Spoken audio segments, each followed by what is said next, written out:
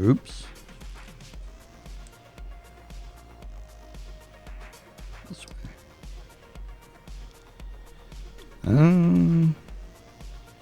So I have built. Actually, you know what this looks like? It kind of looks like the People Movers at Disney, doesn't it? You put little wheels on it, and just roll it around a track around Space Mountain. Kind of. I think what turned me against Harry Potter. Oh man, an entire generation of people are just going to be pissed at me.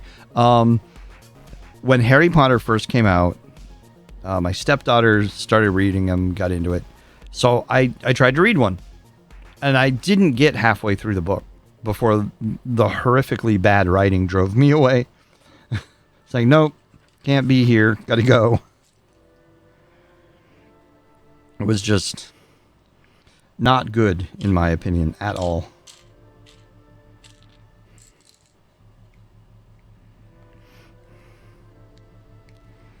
But I do watch the films from time to time if they're on. I thought the films were tolerable. I couldn't read the books. Could not do. It's huge here, and I want to relate to those who do. And that's fair. That's perfectly fair.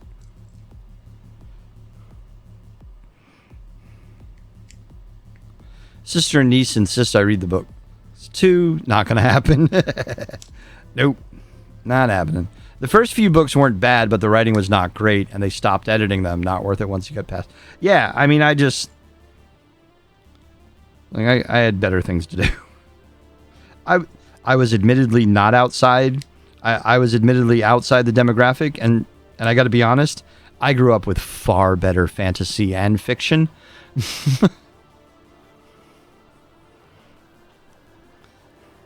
So it wasn't like I felt I was missing out on some great literary work of the time. Watching the films more than made up for it. And like I said, I did enjoy the movies for what they were.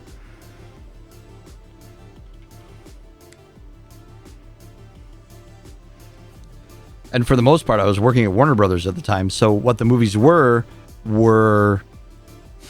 free nights out that the company paid for because they rented a theater for us to go watch them.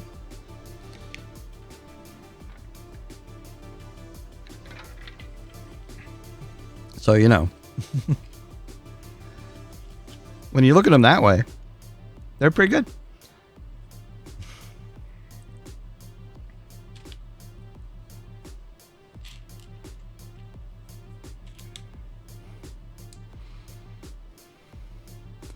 Yeah, exactly. When you're used to like really real giants of the genre, it's really hard to read Harry Potter. It just is.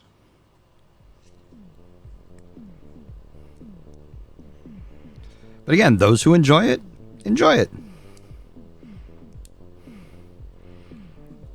I am not oblivious to the fact that it spoke very much to a very specific generation, and I get it.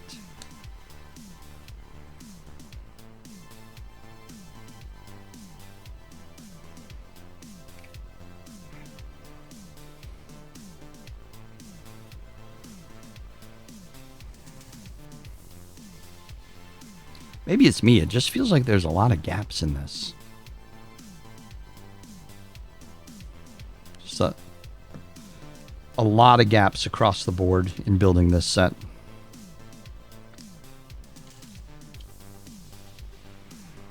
What's up, Fargonaut? How are you? Welcome on in.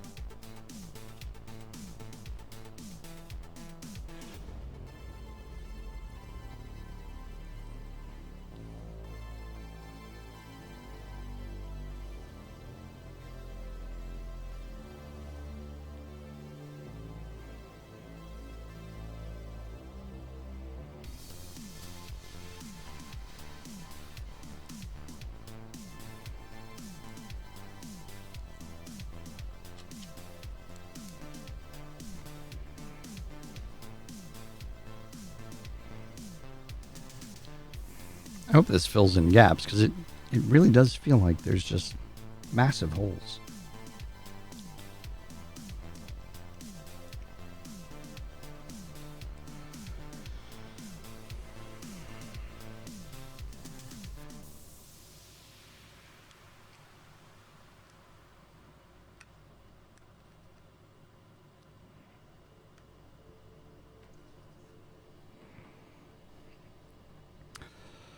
Your son told me he doesn't like Star Wars because all of the bad guys, and I said, well, it's called Star Wars, right? Fair. He doesn't like the story arc yet.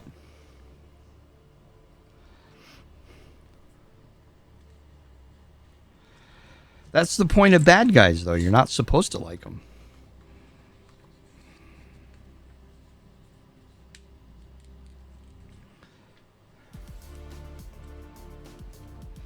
Just found that someone wrote it. Oh, about the bike tour thing you were talking about? Let's face it, this is not the worst thing you've caught me doing. Lorena, what's up? Welcome, Raiders. You probably have caught me doing worse things. Boss, welcome on in. How are you tonight? Thank you for that raid, Lorena. What were you up to? Do we have a mod in here right now? Can we get a shout out?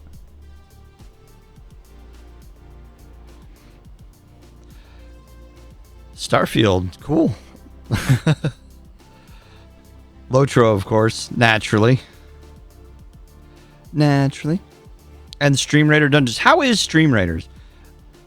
I've seen it a couple of times. I got approached a couple of times to add it, and I was like,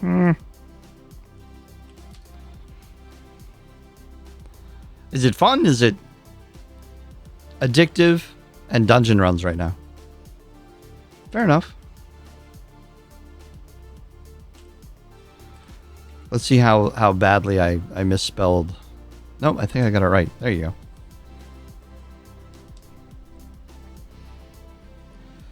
go. So how was your weekend? We do anything other than run content in Lotro? Did you accomplish anything in Lotro? Anything you set out to accomplish? Or anywhere else for that matter?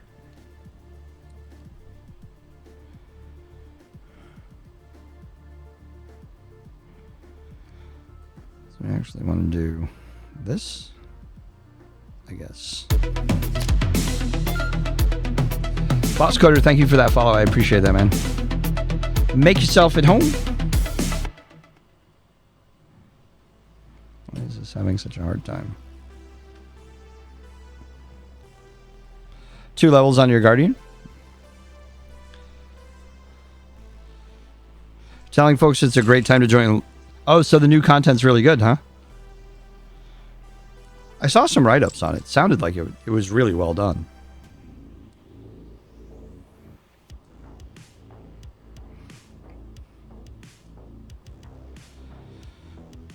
Kind of mess this up a little bit.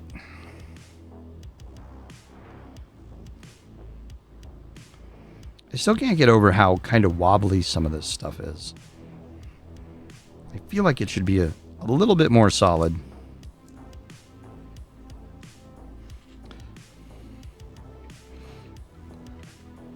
Too short? The new content's too short? Is that what you're saying, ZFK? What level's your Guardian now, Lorena? Yep. It's the original blockade runner, Princess Leia's ship. Oh, your weekend was too short. Well, that's always true, isn't it? I mean, I don't think I've ever had a weekend that was too long. I could always do with a couple extra days.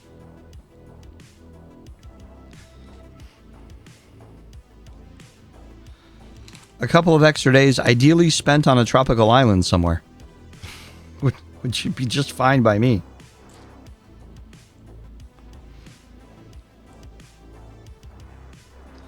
I would be A-okay.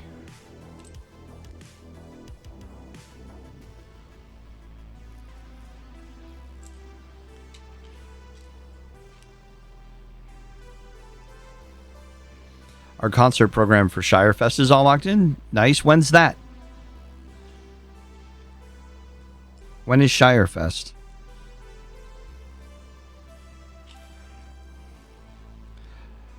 Someone was asking me about Take the Hobbits to Isengard at some point this summer. Saturday at noon, so nobody will be there. Saturday at noon, what? Eastern time? Or Pacific? Pacific, you might get people there.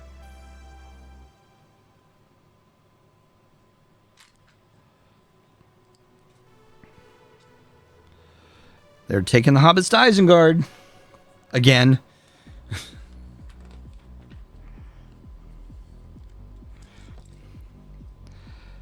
That may have been like the simplest thing I've ever done at any game studio ever that has gotten the most mileage. Just the number of time. So Take the Hobbits to Isengard is a quote from The Lord of the Rings.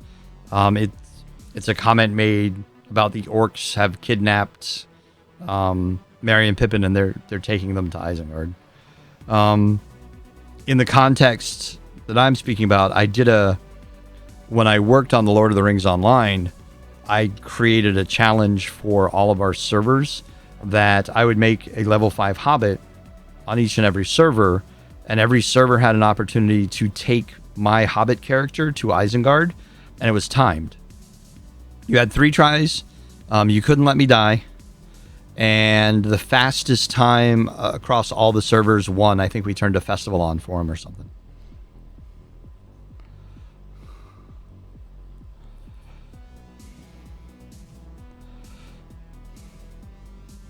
So here's the thing about my times. They're not mine. All I do is put people on follow. Has nothing to do with me. They just have to keep me alive.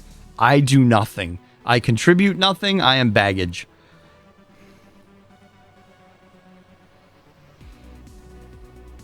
That's a really good time, though. That was always the thing. It's like, I give no tips, no hints, nothing on how to get there. It's all up to everybody else. And the number of times I got stuck on a rock or pitched over a bridge.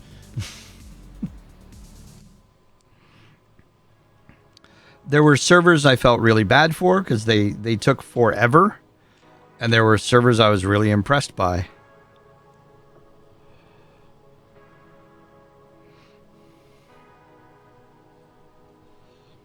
You were running all the way in. Yeah, see, that's the thing.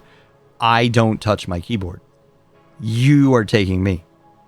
Which means you have to be aware of where I'm at because I'm on follow. So if you cut a corner and you make me stuck, you have to come all the way back. It was always intended to be a hands-off because that's how it should have been.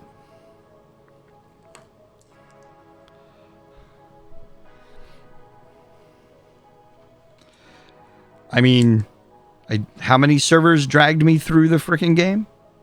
A couple of them took hours, plural.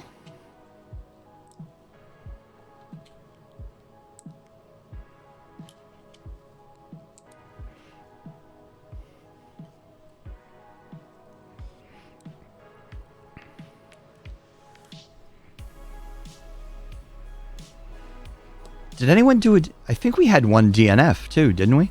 I think one of the servers actually... They killed me like 3 times, which I think was the most. Or 2 resets. I don't remember. Jeez, this is how many years ago? A decade ago? But every once in a while, Landreval server will reach out and be like, hey... And I say yes if I'm available. Yeah, Lindemir, it may have been a Lindemir. Somebody from Lindemir is going to hear about this. They're going to come on and correct my ass with great flourish. Yeah, they were pretty slow.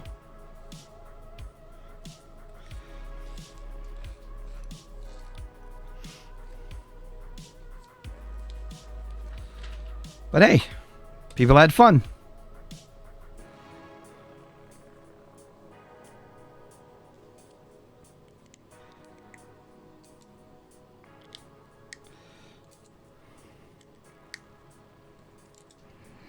Oops. No, a server is the actual game world. So you can get a few thousand people on a server. I dropped a Lego.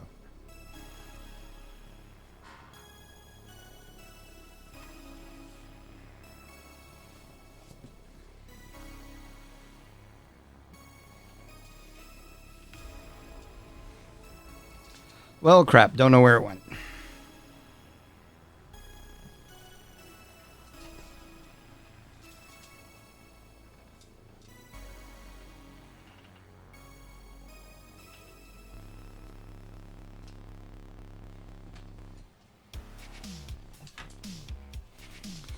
Well, crap.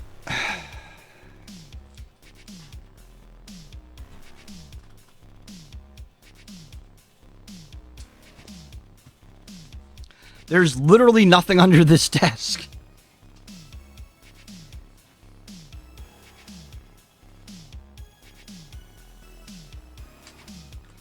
Yeah, so a server is a game world. And thousands of people can play on each game world. The more people you have playing, the more servers you need to accommodate everybody. Hey, Dan.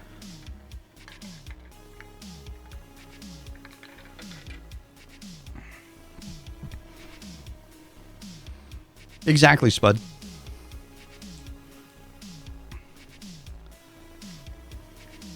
You just download the client, pick a server, and go. Make a character. This is annoying to me. I have to find this stupid thing. Give me 1 second. Be right back.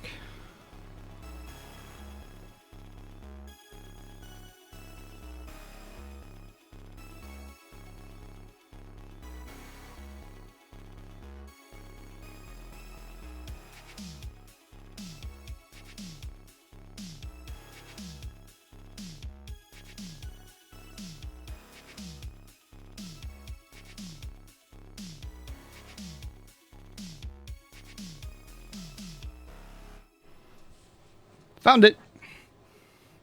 Found it. Hi, Monica. Can't hang on long. Just want to say hi. Well, I appreciate you dropping in and say hi. Hope you had a great weekend.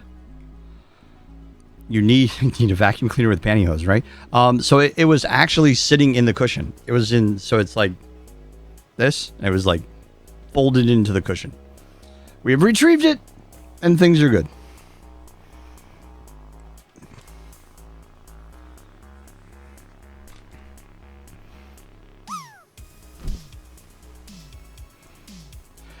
I had lost a part. So what's coming on? It looks interesting. You know, I only kind of quickly watched it in the middle of doing other things, but it looks interesting.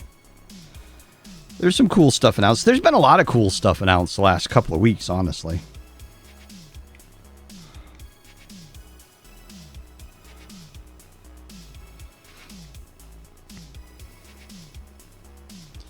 But I mean, like everything, I don't get hyped. I worked in this industry too long. I don't get hyped over announcements and trailers and first looks.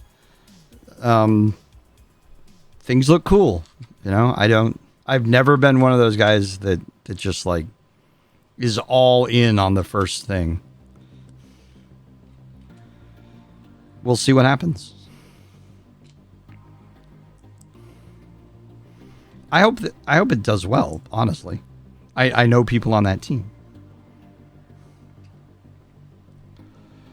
You did all your exercises? Fargonaut with the trivia block party. A Lego piece or a bug. Why? Well, I mean, you know, it could have been a bug. We'll jump on the block party here in a second. What exercises were you doing, Monica?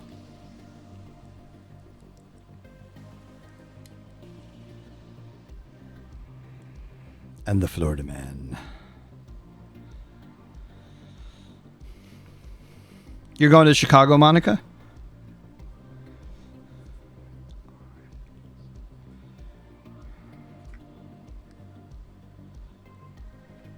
You're on a personal crusade to get SSG to implement subsurface scattering.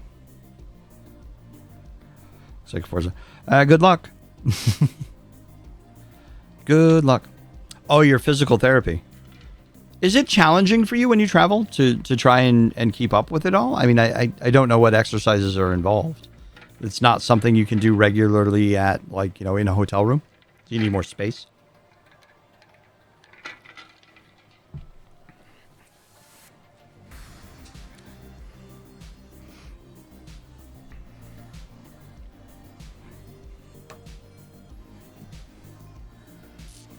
All right, let's grab a Florida man, shall we? Since we have a redemption for Florida man. Florida man is as Florida man does. Genshin Impact has it. So new games that aren't built on 40-year-old game engines. People forget the core of the Lotro game engine is all the way back to Ashran's Call. A lot of the logic is too. All right, Florida man. A. Florida man charged after pretending to drown flings jellyfish at beachgoers. B. Florida couples start fake charity fundraiser, accidentally confess on live TV. And C. Florida woman arrested after allegedly trying to recreate dirty dancing scene in a liquor store. Two of these are true. One of them is false. What do we think?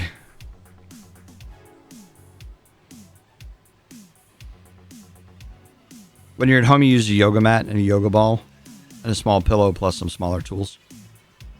Michael says C. Holly says A. Florida man's new partner in crime, Arizona man.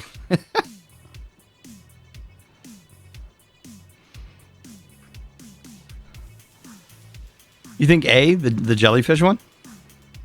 Reread A, please. Florida man charged after pretending to drown flings jellyfish at beachgoers. Brickle says C. Everybody trying to recreate Dirty Dancing.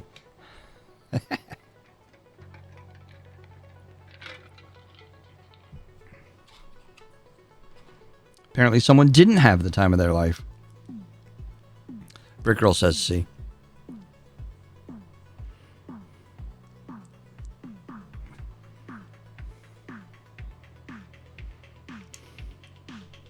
That's every liquor store in Florida ever did. It's fair. Monica says A is false. So, C. Florida woman arrested after allegedly trying to recreate Dirty Dancing scene in a liquor store. That's true. That one's true. A. Florida man charged after pretending to drown flings jellyfish at beachgoers. Also true. Shockingly enough. But B. Florida couple start fake charity fundraiser, accidentally confess on live television. That one's false. Although, it sounds completely plausible.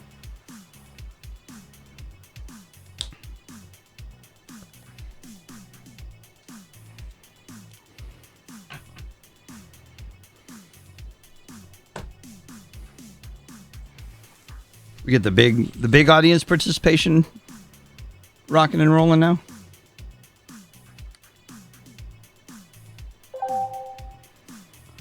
Group drop. Holly has redeemed the group drop. While we're queuing up the drops, exclamation mark drop if you want to participate. We're going to play some Late Night Family Feud.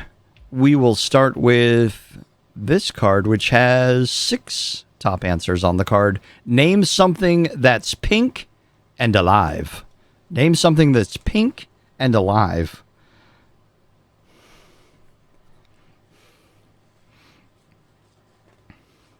This is very unsettling right now. The set's getting heavier.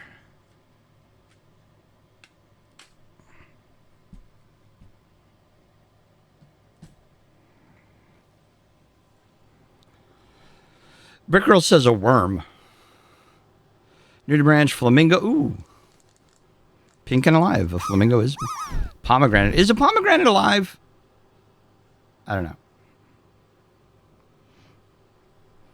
I mean, I guess flowers that you haven't picked are alive, so fruit, unpicked fruit could be alive, right? Rosette spoonbill. Strawberries, flowers.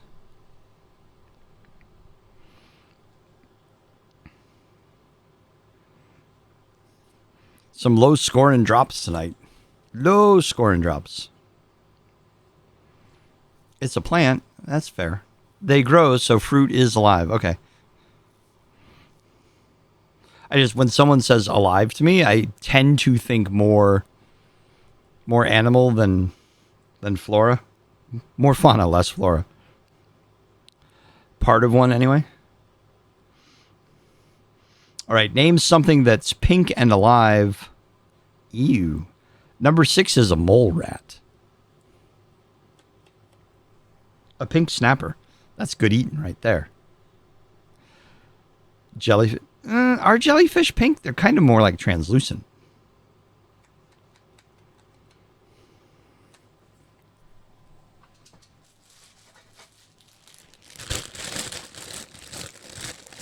Salmon. Number 6 is a baby mouse.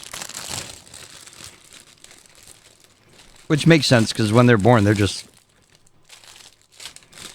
little shriveled up pink old men.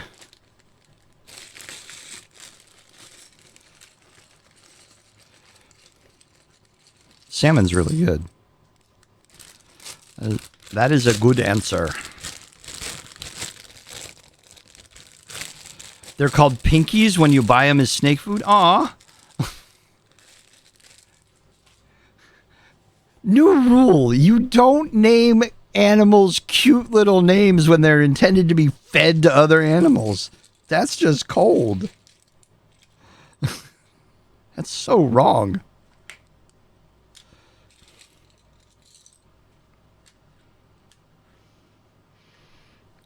I'm very unsettled now.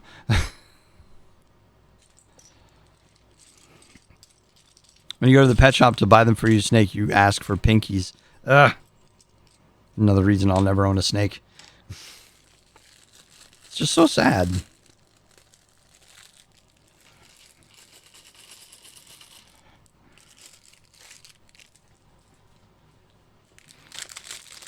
Pinkies, fuzzies, hoppers, and then adults. So what are they frogs? Are hoppers like baby frogs? Or is that another stage of mouse development? I feel like that should be frogs, though.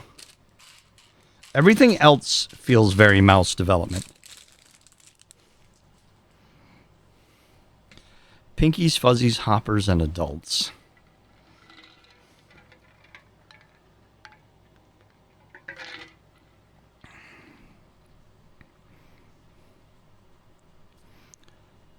Denises for lizards. A hopper is a stage of mouse development? All right. See, I would have just assumed that a hopper referenced frogs. Not that I have deep, intimate knowledge of mice and their stages of development, or at what points they become what kind of food for a snake. My brother had a snake at one point. But I think mostly we fed them frogs. They do hop at that age? All right. I mean, it makes sense. I said I just never considered that before.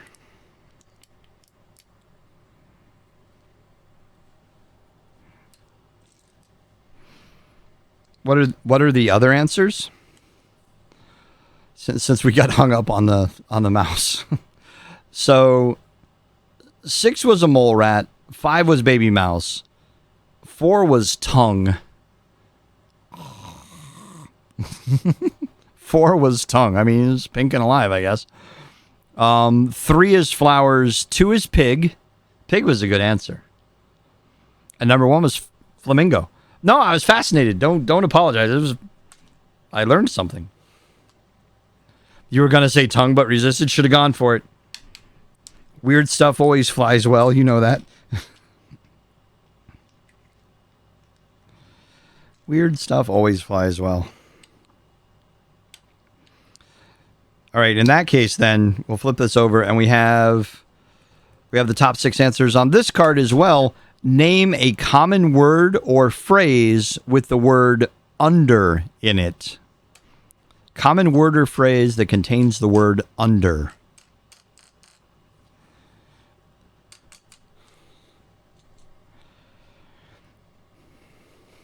Underwear, underpants. Good guesses.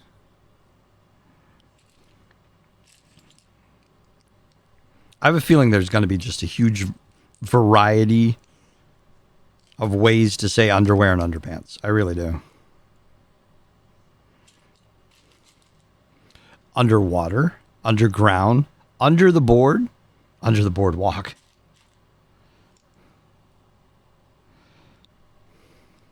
Have no fear, underdog is here. Under one's nose. Oh, right under one's nose. I like it.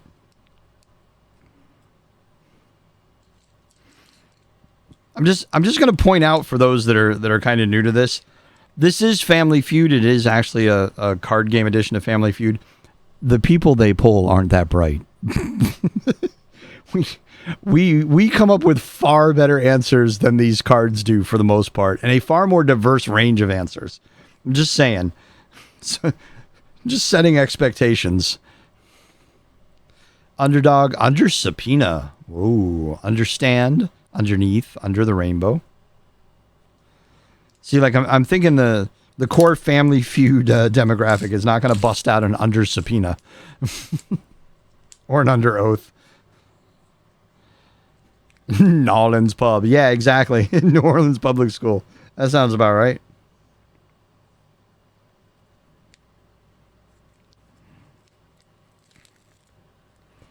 Shots fired.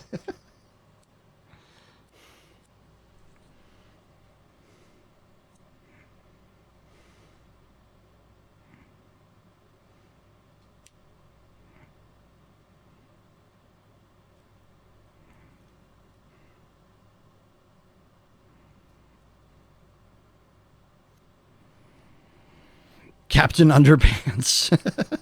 Underpants Gnomes, Under the Impression.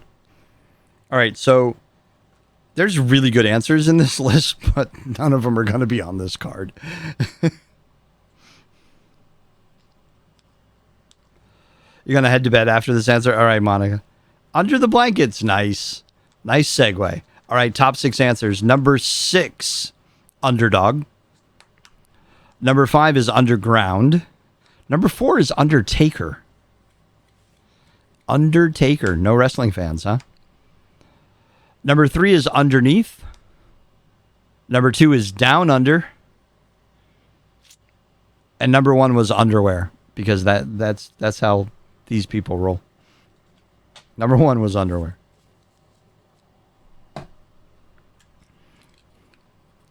I don't make them up. I just pass them along.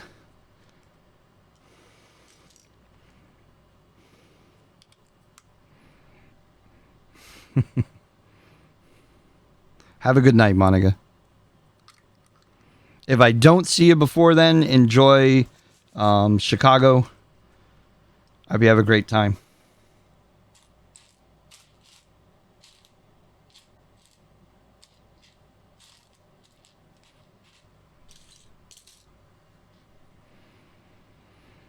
Apparently there's a new... Oh, yeah? Who? Who won, Slug? The Tony Awards were tonight, right?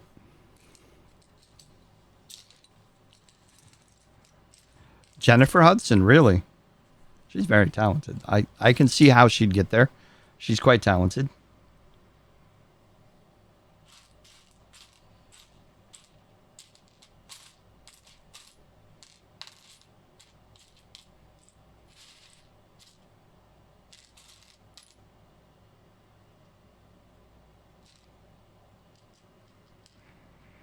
She was a producer on Stranger. Does that count, though? You just have to be involved with the production? Or do you have to win it for performing? What are the rules here on actually getting an EGOT? Do you have to do it for performance? Or can it be producing, writing, directing, whatever? not to diminish the talents of those who are not singers and performers. I'm just curious. You just have to win one of the awards. Okay.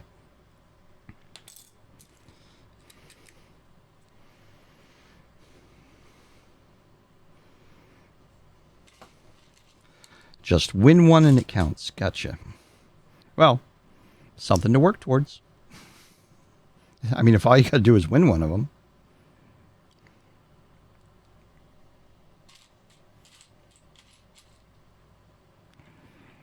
I could totally do it. And category doesn't matter. Okay.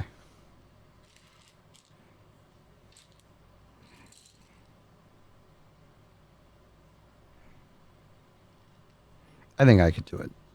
I could win one. Totally could do it.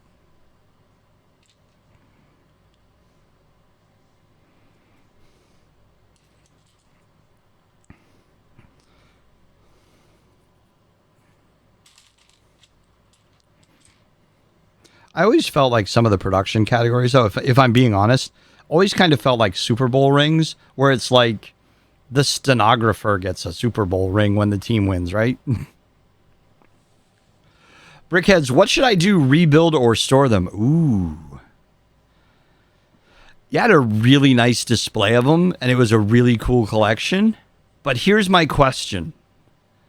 Do you have other things you would want to put there if you stored them instead? I mean, you've already got them broken down. So, like, most of the work is done. All you got to do is figure out how you want to store them, but do you have other things that you would put there?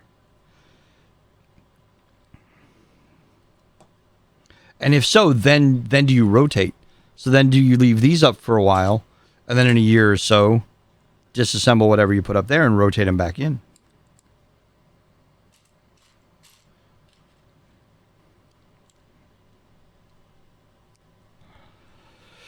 Suggested he save them for a future fundraiser, sponsor a brickhead to be rebuilt. I like that. I like that idea a lot.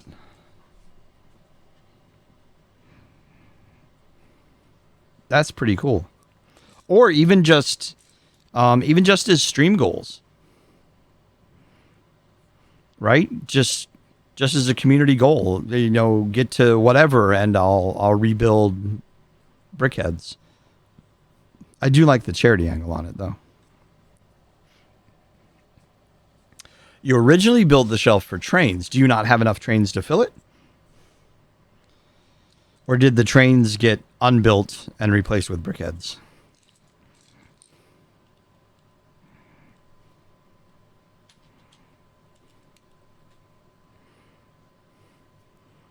See, because I have more interest in the trains, I would rather see trains get built and displayed, personally.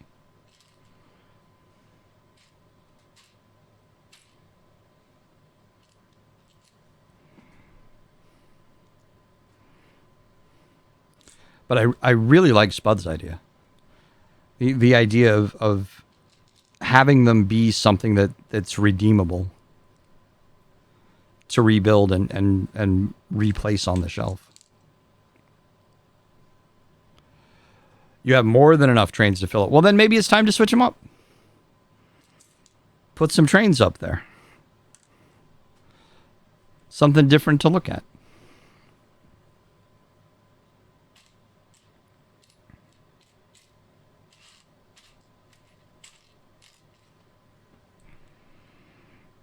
I think that would be worthwhile.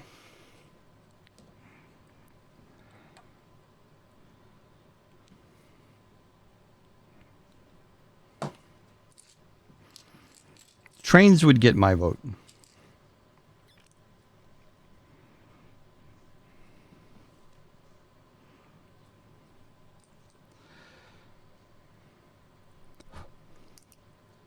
think it's good to mix it up every now and then. And trains would be different, right? It's not something everybody sees all the time. Are there any brick builders that like really focus on trains? I don't think there are.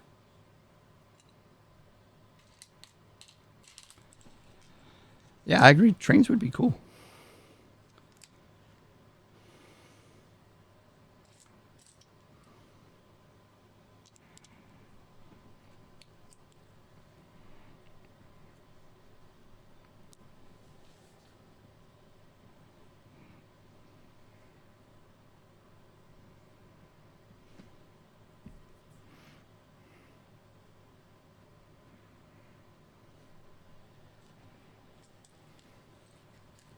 So how many trains do you have that you could actually put up there, though?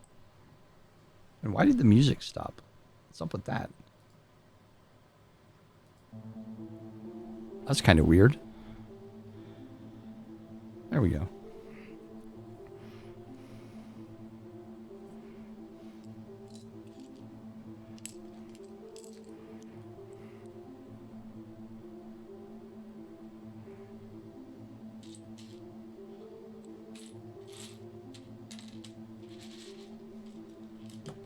Oops. I knocked it down.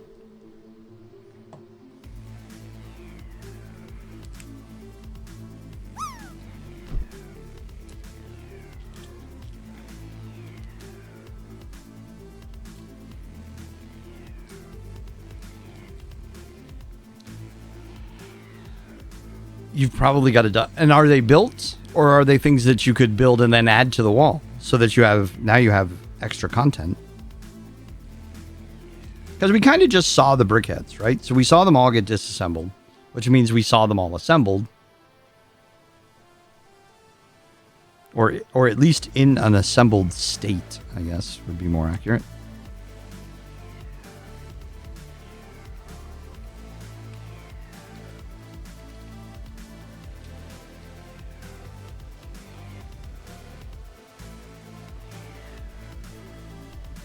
Yeah, I think I'm with Spud and Brick Girl. I'm leaning trains. I'm kind of a softie for trains too. Not as much Lego trains, like just broadly speaking, but trains in general. They're all built and stored in plastic containers. Refresh my memory, is that shelf visible while on stream? Because even just to have something new to look at in the background.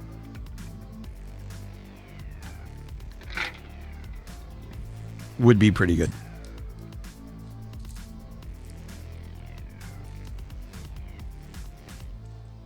The answer is always trains. When in doubt, trains. Ready to drop an 80s trivia? Are we ready for an 80s trivia? What do we got? Oh, this is too easy. This is better than the skirt one before. In which computer game did the Nintendo character Mario first appear in 1981? In which computer game did the Nintendo character Mario first appear in 1981?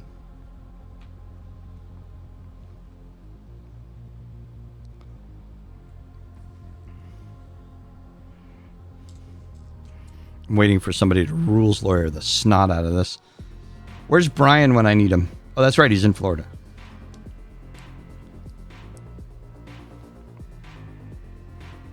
Can't believe we're talking about trains and Aaron hasn't appeared, right? You're missing a part from the Mickey Brickhead and it's $35? Oh my god. From Boot Hill. It's from Boot Hill.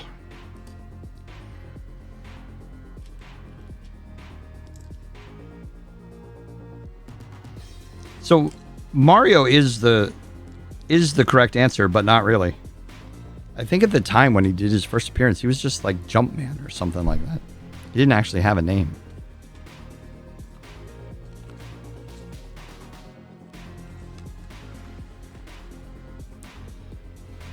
Get one in a different color. What part are you missing, Dan? That's expensive. For a brickhead piece.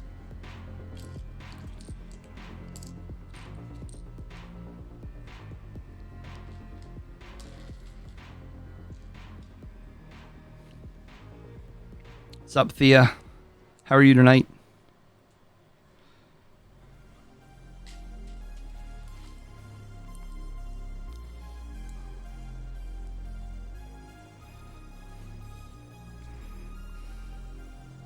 That looks right.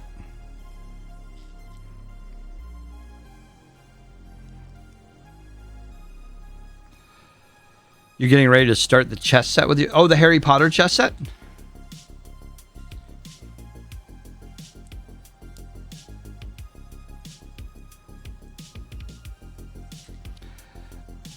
I was in Walmart a couple of weeks ago, and there was a woman debating whether or not to buy that set. And she's like, I'd really like my son to learn how to play chess, and I'd like to play it with him, but he's too young. But it's like, so get the chess set, build it together, explain to him what all the pieces are as you're building them. When he's a little bit older, teach him the game. You've got the chess set, you have the memory of building it. You know, you had the fun. He learned a little bit about the parts and the pieces and what they do and how they should move. I feel like this is low-hanging fruit. It's the ear. Oh, the round plate-like utensil thingy. Yep. I know what part you're talking about. She didn't buy it, though. Nobody ever listens to me. No one listens to me. I had this very reasoned, well-thought-out justification for buying Lego. I was just ignored. And it's an official chess set, too, right? Exactly.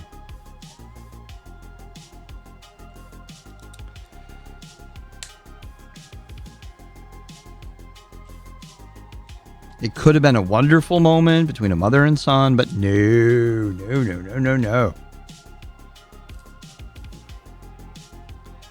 What was I saying? Justifying buying a Lego Harry Potter chess set to a woman in Target.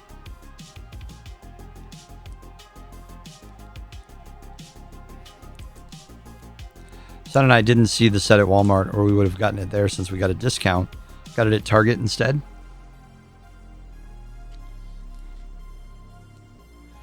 Lego is Lego, wherever it comes from. Although I have noticed I tend, more often than not now, I will tend to purchase directly from Lego.com over a certain price. Because points. And just now it really feels like you should probably kick out for the points. Because it's the closest thing to a cost savings or a rebate you're ever going to get.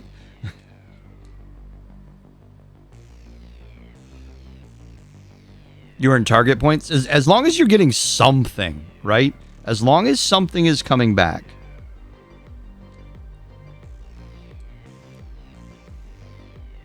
I have entirely too many things on my wish list on Lego. Like really, really, really too many things.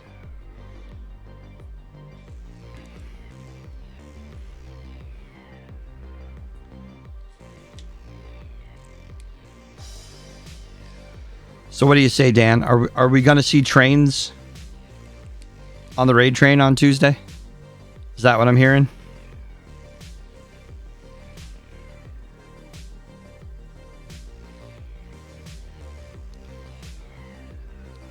That's how I actually use my wish list there. It's less about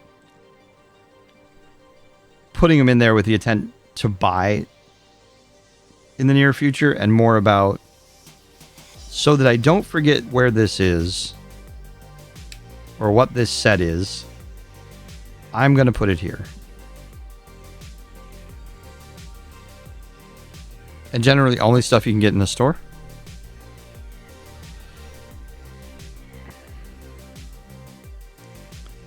It just means putting them back on the shelf.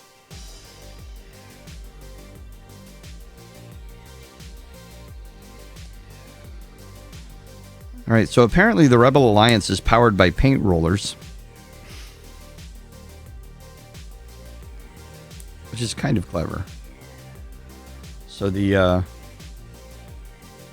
paint rollers that are kind of holding everything together.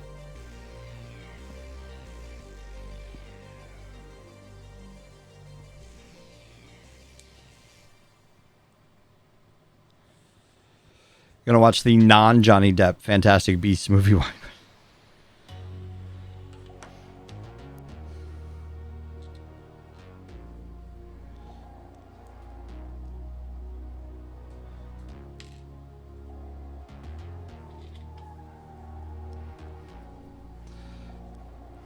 But isn't that the wrong film? Isn't it from one of the original Harry Potter films? You've got to be screen accurate. Can't just go off willy-nilly doing stuff.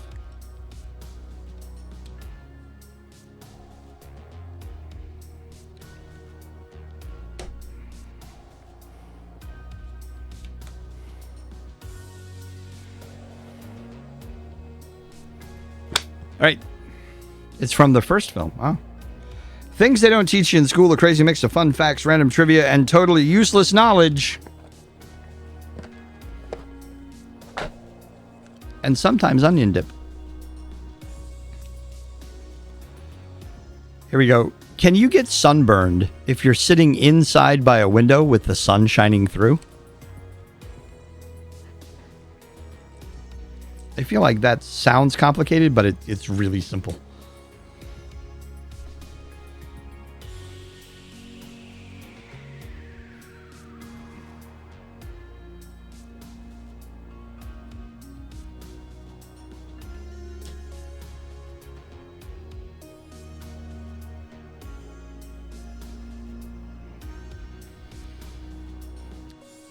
Slug, Theus, Bud, Brick Girl, Argonaut, Holly Kitty. All say yes. Fan rules lawyers. It depends on the window. Is it a tinted window? Does it have the appropriate UV film?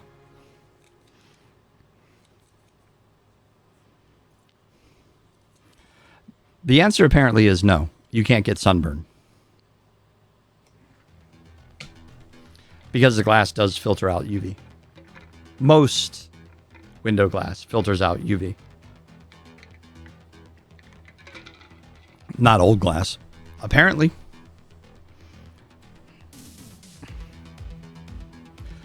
Why did phone numbers in old movies begin with 555?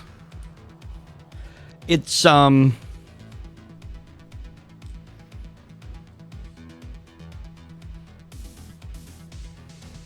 you call BS?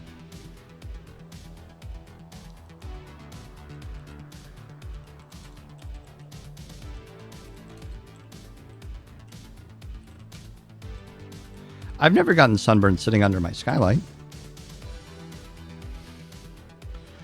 Right, exactly. So in looking it up, it's what I said. You won't get sunburned indoors because most types of glass block out UVB rays, which is the kind of UV light that causes burns and tans. But it does not block UVA, which will cause sun damage, wrinkles, etc., etc., etc. Yeah, you won't get burned. But it will fade furniture and stuff like that. So people wouldn't harass folks by calling the numbers in 555-1212 was info. Fake phone suffix because no real phone numbers have that at the start.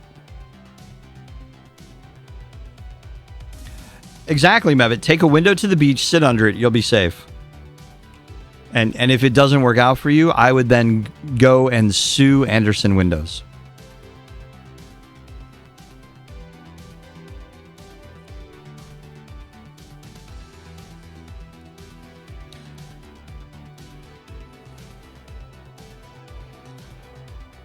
$55512 is info, so people wouldn't harass them. So apparently, the phone company actually set aside 555 specifically for use in television and film for a period of time, so that no one ever would get it. So while everyone's answers were true, it was for the reverse reason. The phone company actually worked with the films industry to make sure no one got those numbers. How are you tonight, Mevit? Which muscle in the body do we use the most?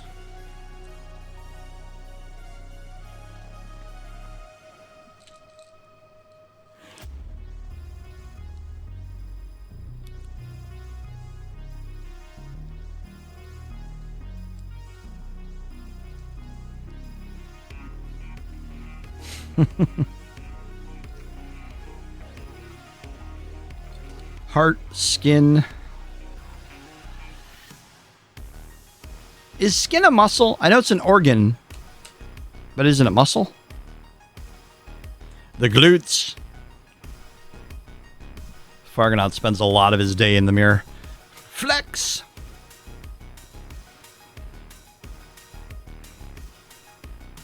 If you're my mother-in-law, tongue, she never shuts up.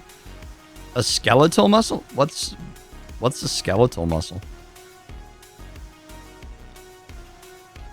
Right, skin is an organ. It is not a muscle. Another vote for heart. Another vote for heart. And a vote for tongue from son-in-laws everywhere.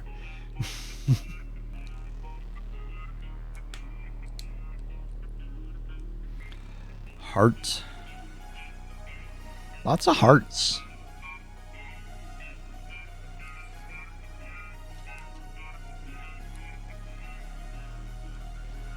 I applaud the inclusion of glutes. I think glutes are underrated. I don't get enough credit for the work they do. A muscle that moves your skeleton like your facial muscles. Yeah, but they all have names. Your heart muscle and intestine muscles are not skeletal. No, but then you've got like, all right, so you have the bicep. Is it the bicep that gets worked the most, or is it the tricep, or the muscle, not just all of the muscles of the skeleton? Tongue. Depends on what you're doing.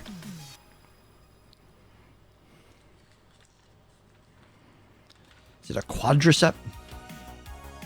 But which one gets the most? Which muscle in the body do we use the most? So it can't be uterus, because not everybody has a uterus.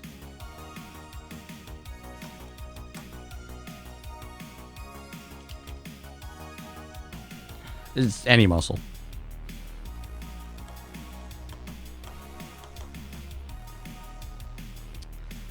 It is a broad appeal for whatever muscle you think gets used the most. So far, heart and tongue seem to be. You're sticking with heart? Heart sounds good? Nope. It's the eye muscle. The eye muscle gets used the most. Hey, Mech. Knock, knock.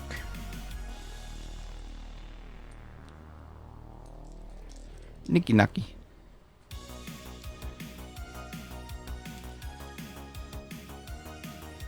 Which one do you consider your eyes are constantly focusing?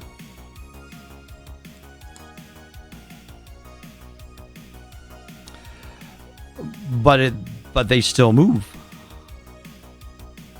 Yeah, but it's rhythmic and steady. Your eye muscles can adjust dozens of times per heartbeat.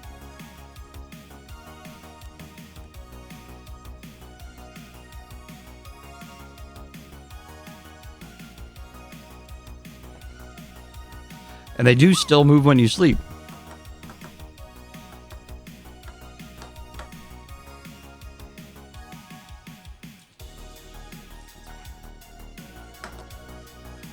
Uh-oh. There they are. Needs further research. To the interwebs!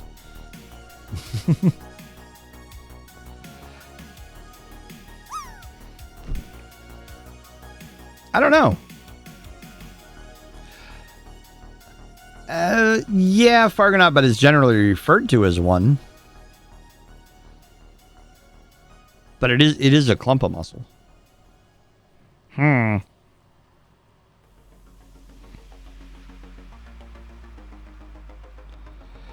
Oh, this is an interesting question. I have no idea what the right answer is. Is there a difference in the composition of tears caused by peeling an onion compared to tears of sadness? Is the composition of your tears different depending on whether you're crying or peeling an onion? Oh, this is a fascinating answer. All these smart people hanging out in chat. Yes, yes, yes, yes. Yes?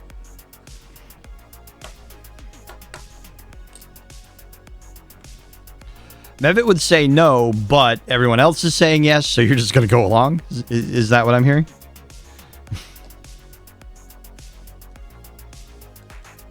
Be the rebel. Be the rebel, Mevit. Be the rebel. Sir, yes, sir. Yep. I'm not brave enough to stand up against these women.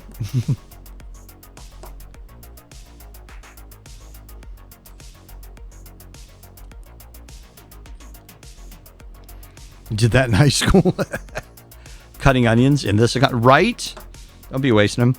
So the answer is yes. In fact, emotional tears contain more proteins and toxic substances. So crying is toxic. I'm just saying. Guinness website concurs with eye muscles. I'm a little worried we're using the Guinness website as an authoritative source. I'm just saying.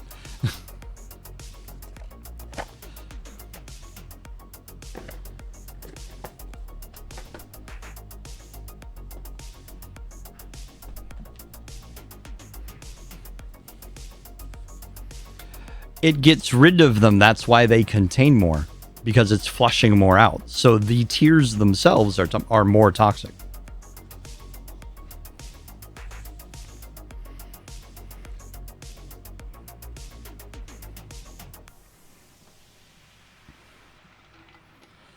The answer was yes, Fargonaut. They do have different chemical compositions. Emotional tears contain more toxins because, as Slug pointed out, you're flushing them out. And that's how they're exiting your body.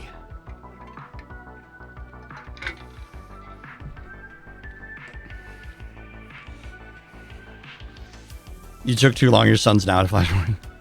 Oh, sorry.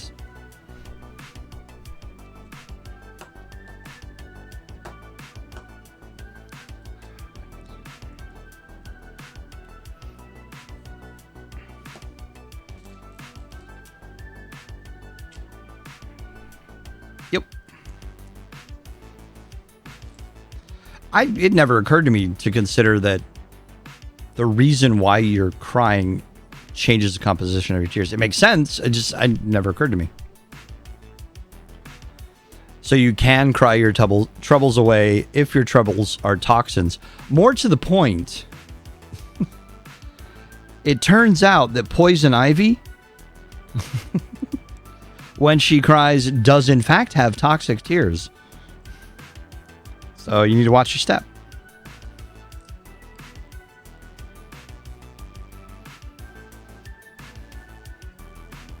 Hey, welcome. How are you tonight?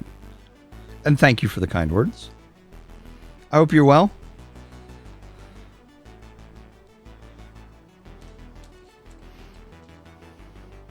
And things are good in your world. What happened here? If you're cracking up and you start crying, is that different than crying tears? But it's still an emotional release, because they said emotional tears. So unlike tears that are caused by irritants like onions or an acrid smoke or something, which probably would be just more water than any kind of anything else. So more tears, less stuff. But it's an interesting point. Hey, yo. Can't cry my troubles away? How you know you're fired without those words leaving your boss's mouth? Indefinite unpaid leave. Oof. Ew, did we have a shit day? I'm sorry. My happy tears are toxic.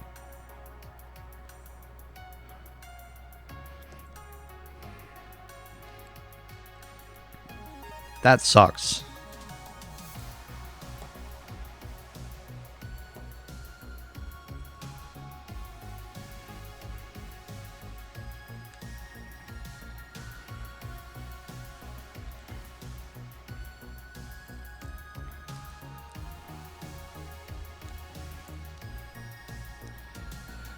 I agree with Spud. Sounds like a wuss boss.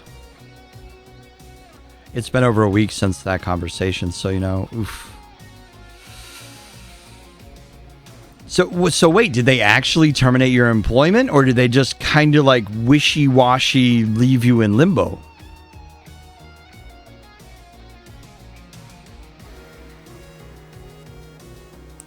Because if they've just left you in kind of like a weird limbo state, that sucks.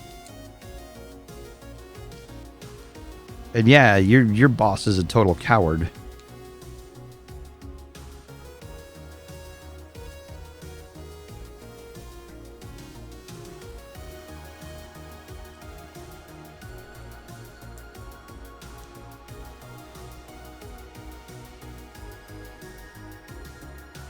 Not a wuss boss. Nah, that's BS.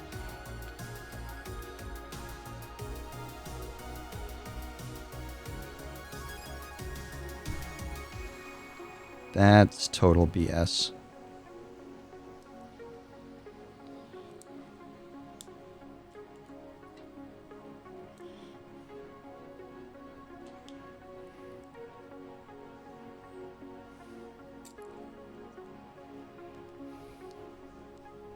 If they fire me, there's an opening for me to go after them for unfair dismissal. But that just leaving you off the schedule, I mean, you can make an argument for a force out. That you've been forced out. Yeah, you very likely still have a case. Just refusing to schedule you moving forward, they hope you'll go away, but I would speak to a labor attorney. Because that is bullshit. I would 100% talk to a labor attorney over that.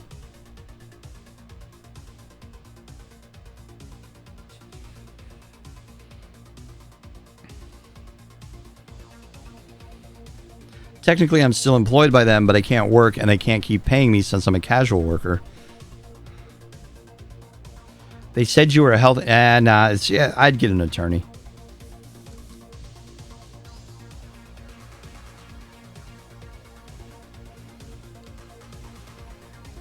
I would have officially reached the end of what I am willing to hear from them and would just... I would just go after friggin'...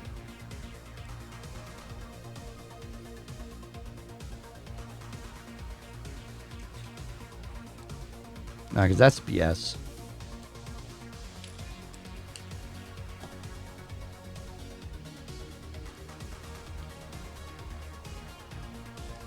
In Australia, there still have to be laws. There have to be worker protection laws. In the U.S., you'd have a massive case.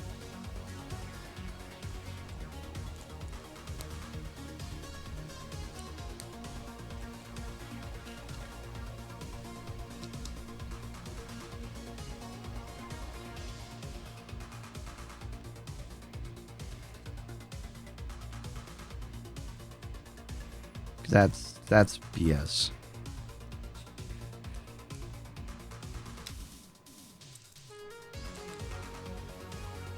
Total bunkus.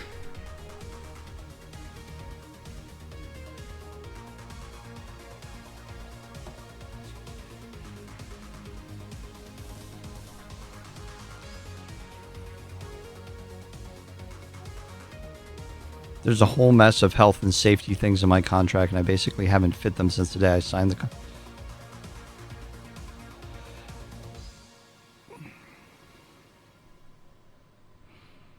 See, even that feels like, with the right attorney, even that feels like you'd have a case. It's like if they knowingly hired you, and you've been retained,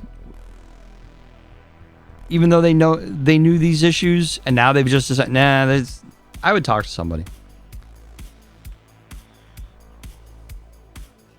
This does not sound legit in the least to me. Yeah, when it comes to labor law, always assume that whoever's telling you stuff doesn't want you to know the actual law, because there might be a law they're breaking, regardless of the country.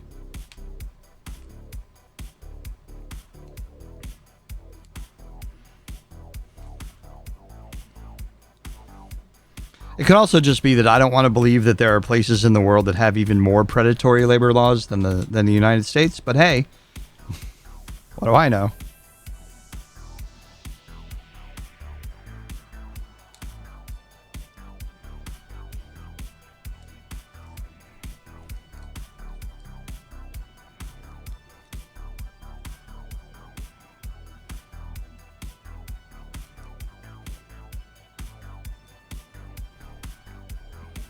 A pickle yodel? We haven't had a pickle yodel in a while.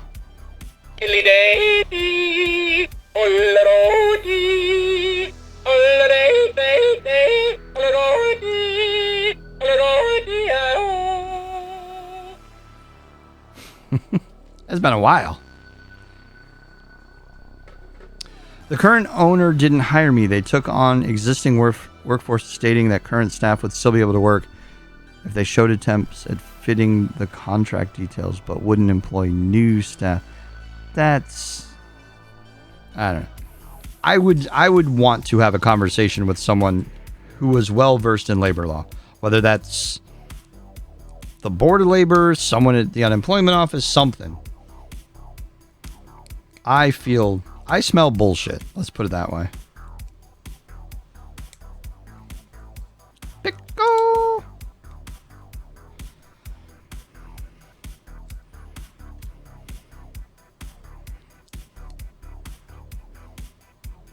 It definitely does not sound legit.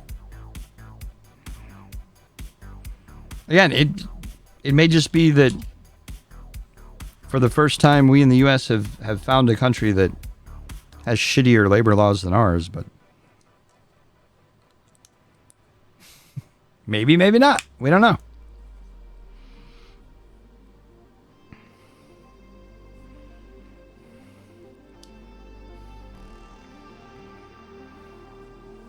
Yeah, do not have the conversation with your employer.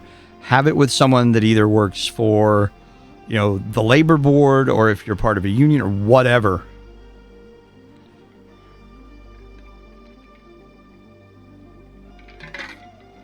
Mevit over there playing mind games with HR. Hello, HR. Could you please hand me all of the incriminating evidence you have on your bad faith efforts to terminate my employment? Thank you. What's happening, Mac?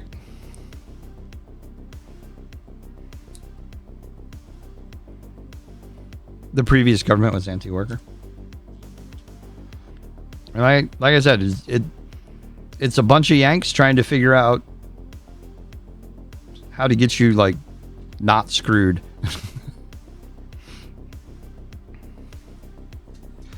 How was your weekend, Mac? Did we do anything? Weight's the big issue. On paper, I'm at a bare minimum 30 kilograms over safe limit. Sure, life. Is your weight... Is your employment... let me rephrase that.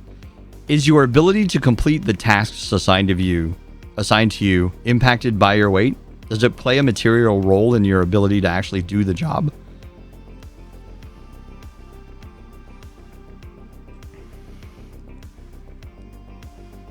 I feel like you're going to say no.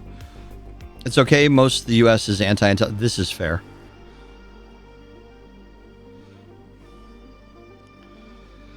This is fair.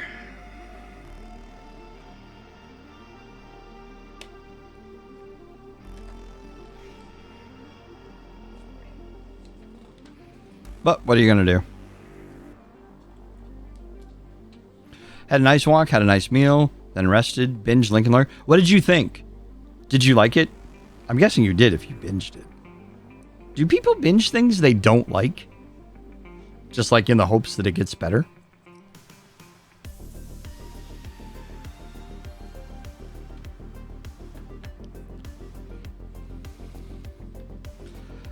Yeah, see, it sounds like discrimination in my brain, too.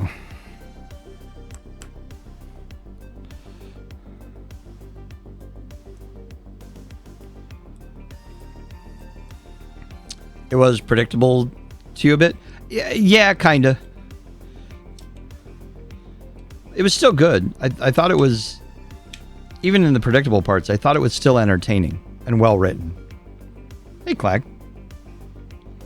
You just got home from Jurassic World Dominion? How was?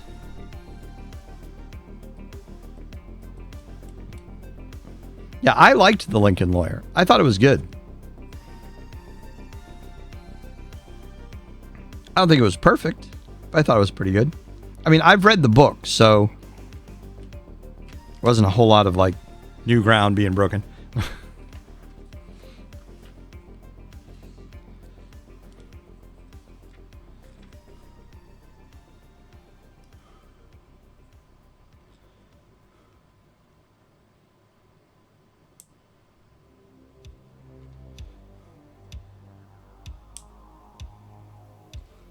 The stack of engines back here is getting a little crazy.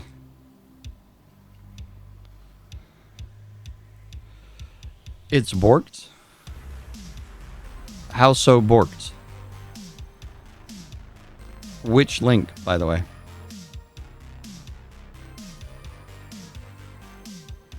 Because it works everywhere I click.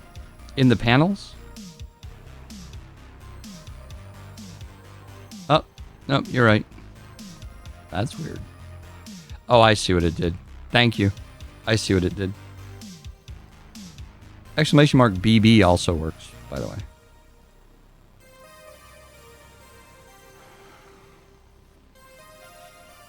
So that's kind of weird.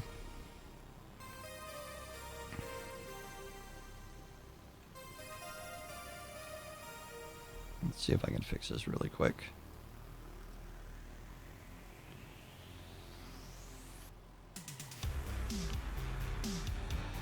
Let's try using the full URL. There we go. Now it works. Thank you.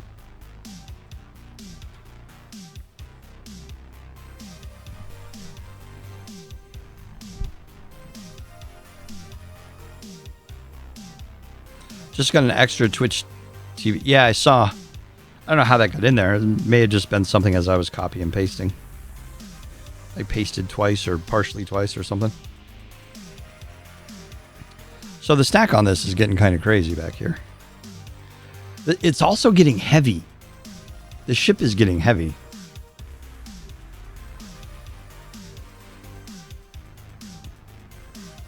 Much heavier than I thought it was going to be. So far, it had been pretty light, but now this whole engine cluster back here has got serious weight going on. Thinking that ship was fast, right? With all those engines on it, you would think.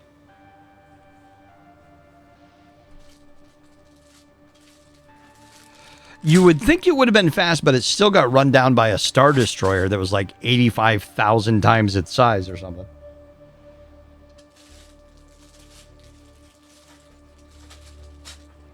You know? I do watch Stranger Things, yes. And I'm all caught up, but please no spoilers for those who are not.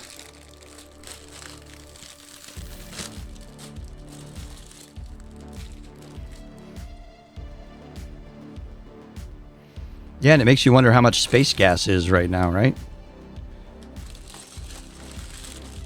Most of this build is just variations of these engines everywhere. Because here's two more of them.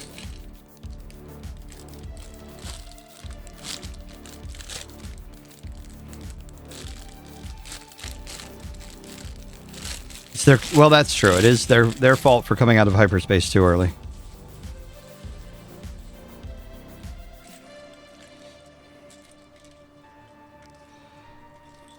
So the most recent thing we've watched is The Boys. Yeah, there's two more, so it's 3 rows, so there's 2 more that go here. So there's like 4, 3, and 4. Thank you. I appreciate that, guy.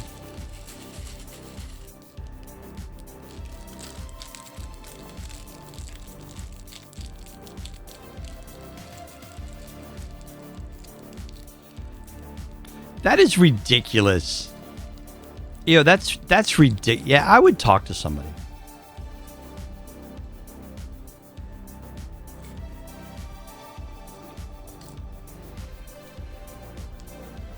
Lawyer, union rep, go to whatever the equivalent of your labor board is, something. You're on episode 3 of The Boys? Yeah, we just finished it tonight before I came up to stream.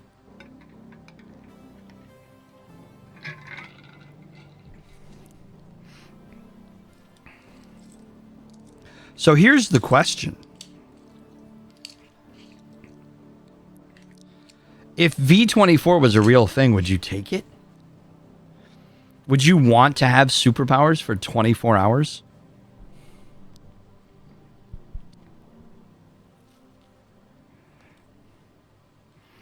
I've kind of been thinking about this as I've been watching it. It's like, Oh, Bree, you watched the first episode? Did you get through it?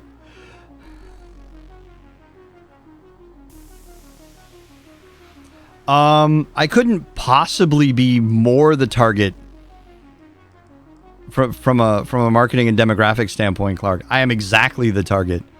I was in like 82. I was 14? I mean, I'm in that group, right? Everything they reference, Stephen King, Ghostbusters, all of that, that's what I grew up with and on. And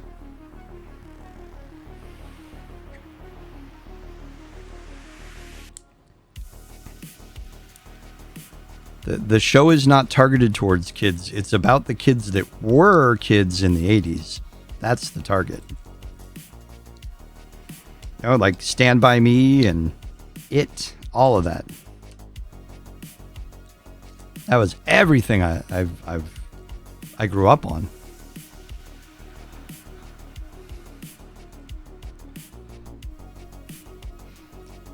Do you get to pick the? No, you don't. They just kind of happen. So the whole premise in The Boys is when they give them these drugs that turn them into superheroes, you don't know what you're going to get. The main characters are all based on variations of Marvel and DC Comics characters, but the average person, you don't know what they'll turn into. So you don't know what super skill set you'll get if you take the V. But you'll only have it for 24 hours. In theory.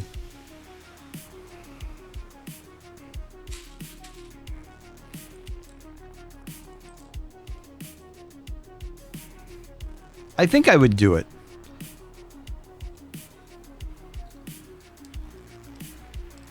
I think I'd take it. Even though apparently it's painful as hell.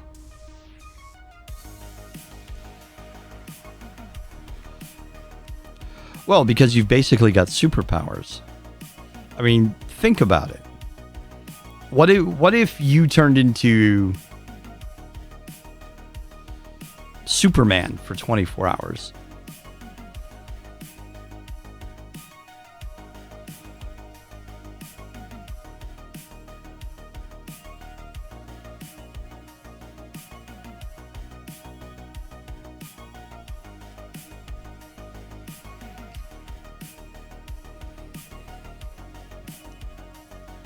Who do you think Starlight is based off of?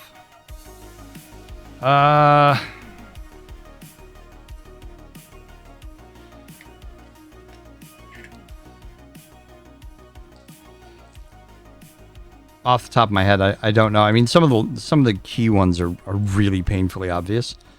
I think that's the question, Spud. Would it? I think about it and it's like, how do you... No one can stop you. No one would be able to stop you for those 24 hours from doing anything.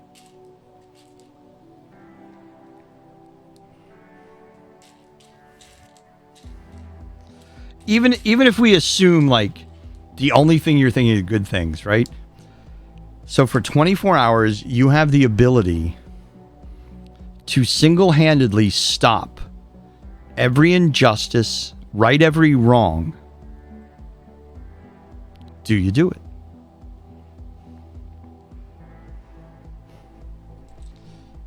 Because you have to remember, it's what you perceive to be an injustice or a wrong.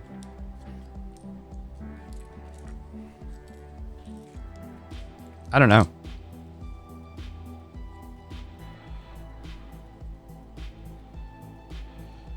That's exactly what I'm getting at, Spud. That's exactly what I'm getting at.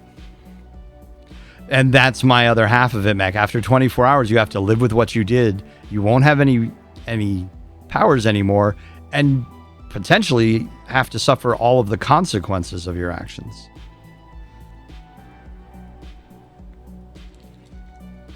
It becomes a very different question when you realize that in 24 hours you revert back to just being you. You have this incredible power. And with great power comes great responsibility. For 24 hours.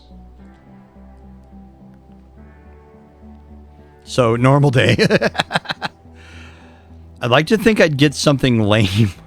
Like materialized freshly baked cookies out of thin air. I would be down for that.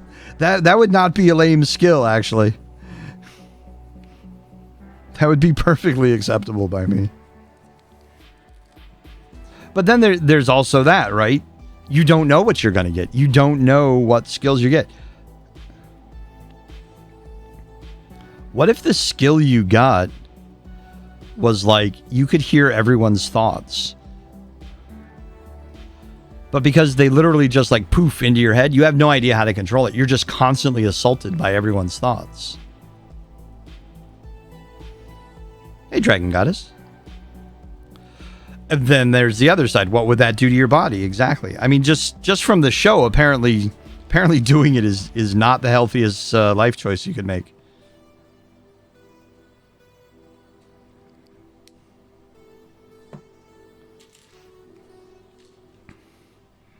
Suppose I would be safe because I'm like a hobbit and I have no ambition whatsoever. I'd be like, super speed, I can mow the whole yard. See, there's a good answer. There's a good answer. Someone once said to me they'd want the power to get a full night's sleep in a minute. I can see the advantages of that. I don't... That's like one of those things where, though, now in my brain I'm like, but is that what I'd waste? Is that wasting a wish? If it is that the thing I want to waste my wish on?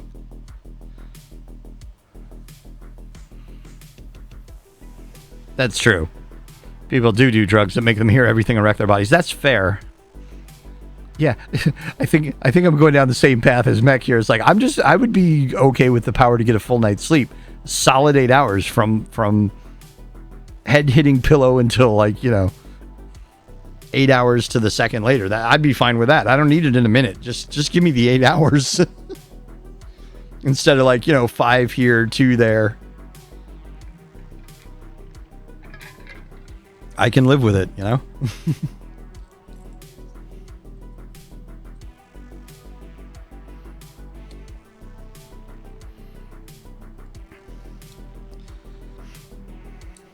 Or what if you get like a mixed up set of stuff? Like you get the ability to fly, right? You get the whole heat vision, right? Laser vision, but you don't get invulnerability. So now you got to think about it. You could get shot.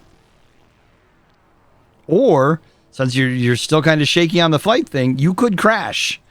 You can fly, but you're blind. Oh my God.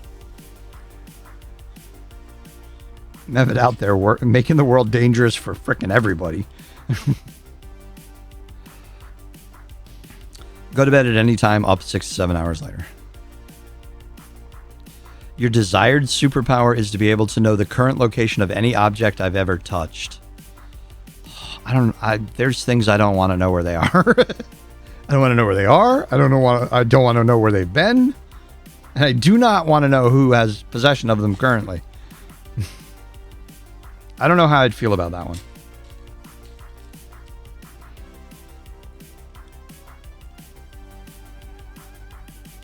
Your thought exactly. See, I thought you were going to say something like, have the superpower to be able to know where your family is at all times and whether or not they're safe so that you could step in and help or something.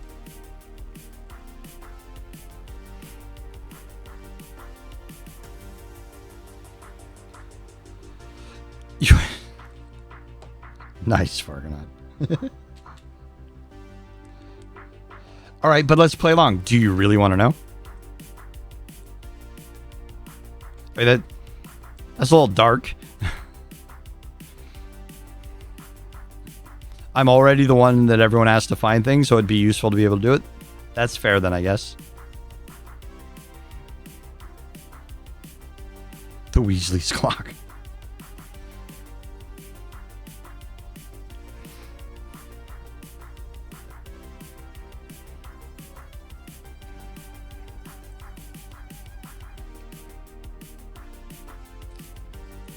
10 seconds.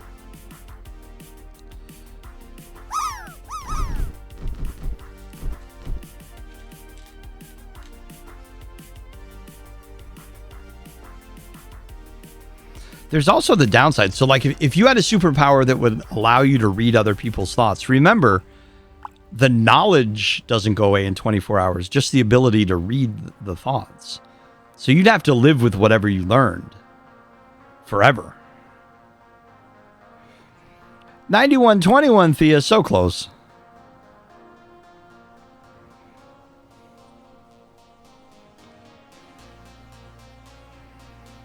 I think that's the part that would bother me. Is you couldn't unknow the things you knew. You would learn.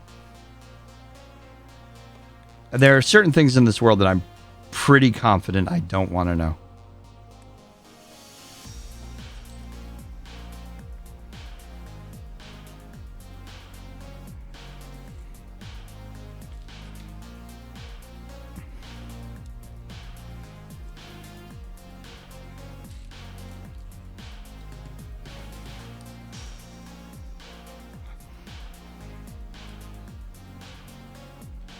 Could your brain handle that? Right? I think it could. I think it could handle the... I don't feel like... So I don't feel like it would be a flood, right? So it would have to be one of those things where, like, you could choose to read someone's mind and learn the stuff. So imagine being able to learn, like, national secrets. You know, from like, the person responsible for the nuclear codes, right? They would never know, but you would know the codes for however long.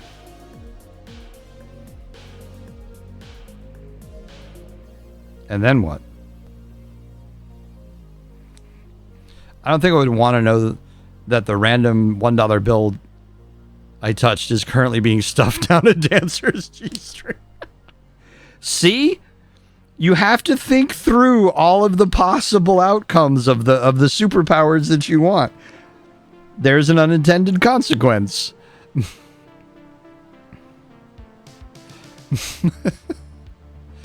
But you likely couldn't learn. See, and that's the other thing. How well could you possibly control something within 24 hours? It's not like you have time to practice. So, like, oh great, you get heat vision. You can do like the Superman laser beam eyes, but are you really just walking around wreaking havoc and destruction because you can't control it?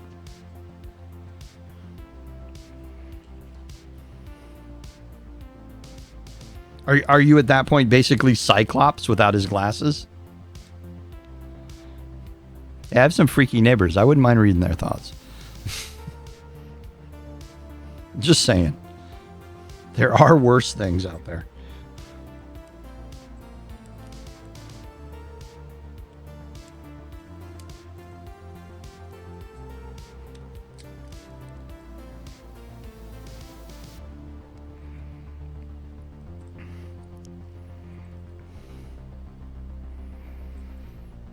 My best friend desires the ability to pee orange juice. I find this questionable and but mostly safe. Is questionable but mostly safe.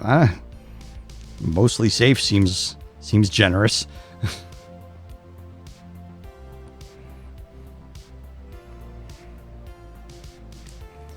Rock through another trivia block party. We'll start with Trivia Pursuit this time.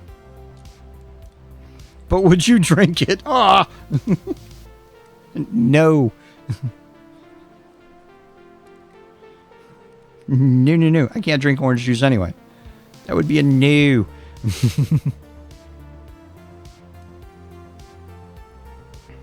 That would be like the one time in my life I was glad that I can't drink orange juice. Like, nope. I'd read a certain bad politician's mind, get his email address, and sign him up for like 500,000 websites, email newsletters. Nice.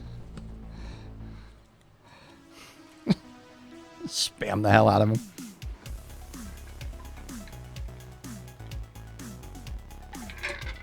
Well, then why not just have it be water? I mean, you get vitamins out of it, I guess. You get some vitamin C, some folic acid. I get it. Still a little creepy. Yeah, Zer's got a point. You could do that anyway. All you need is an email address. You can sign him up. You can totally sign him up. All right, 1980s Trivial Pursuit from an original Trivial Pursuit package.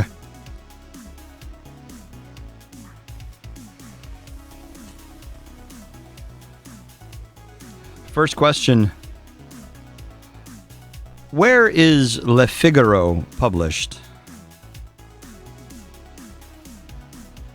This is too easy, by the way.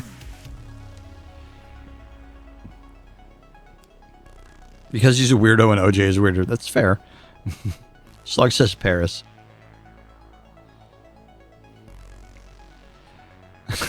Next question. France, Italy? Thea says Italy. Slug says Paris, France. Assuming it's Paris. Okay, France, assuming it's Paris.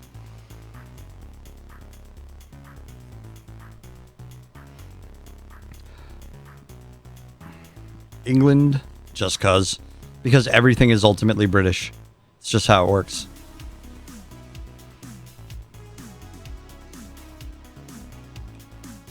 Spain. At least we're all staying in Europe. Everybody's going like crazy outside the box.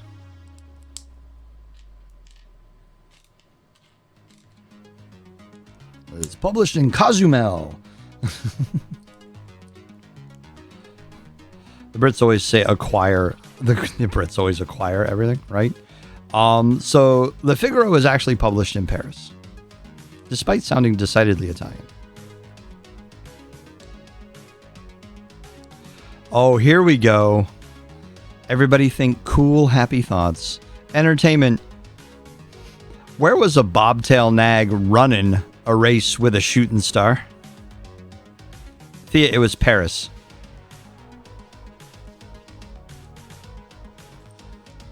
Down in Gay Paris.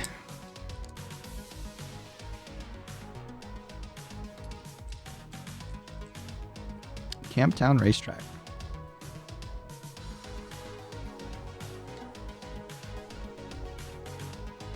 You're on Discord with your son and he's loud. No worries. Sing this song, Doodah.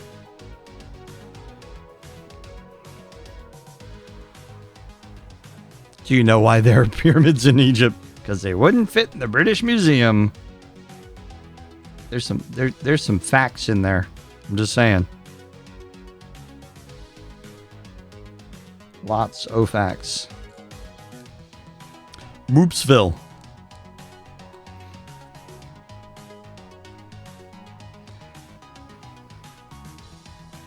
Always makes me think of Blazing Saddles. The answer is not Moopsville. It is Camptown Races. Here, tell around these parts, they're about 5 miles long. Doodah, doodah.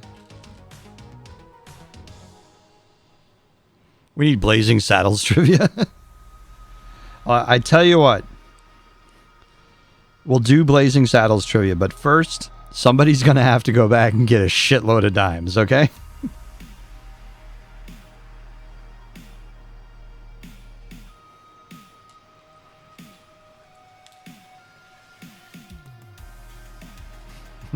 We don't want the Irish.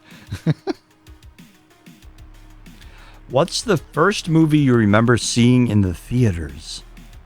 I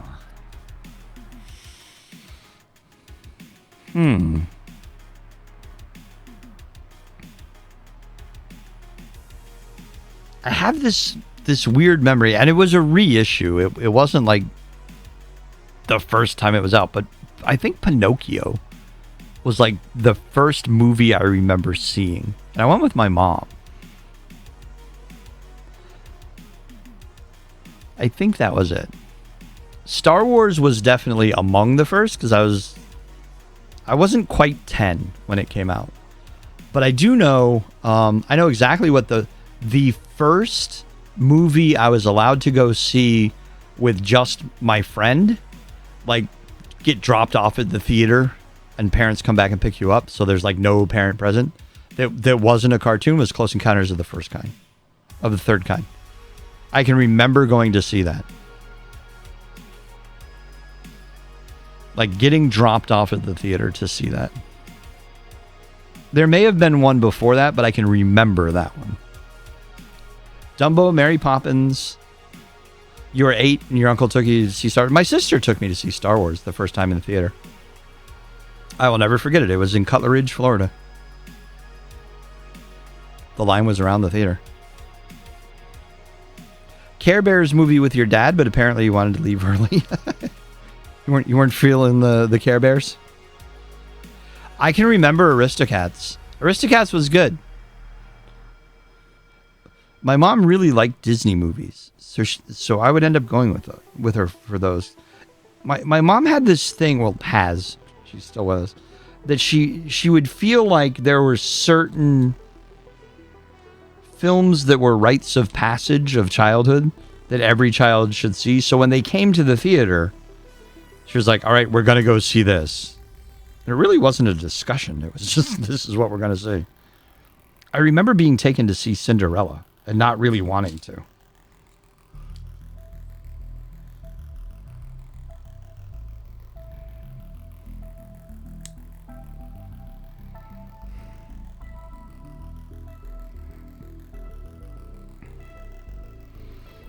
Remember seeing Chaplin movies on like at an art house theater that ran old stuff? It's at the drive-in. It was Jungle Book with Bunny. Actually, Godzilla versus Mechagodzilla at the drive-in down the street with my friend Thomas and his father is one of the earliest films I can remember seeing. I still think it was after Pinocchio, but that's one of them. At age 8, I saw E.T. at a drive-in. And let's be honest, Godzilla versus Mechagodzilla at a drive-thru when you're a kid? That's living large, man. That's living large. Your first non-parent movie was with your brothers, Star Trek: The Undiscovered Country. Good flick. Okay, then let's take the next step. What was your first R-rated movie that you saw, either legitimately or illegitimately, but you had to see it in the theater? VHS or fuzzy cable doesn't count. That you actually went to a theater and either snuck in or otherwise gained entry, legally or not, to your first R-rated movie. What was the movie?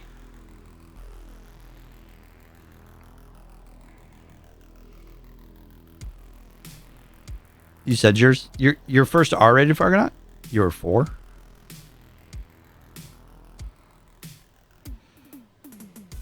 I guess, was Bonnie and Clyde an R-rated movie? I don't think so.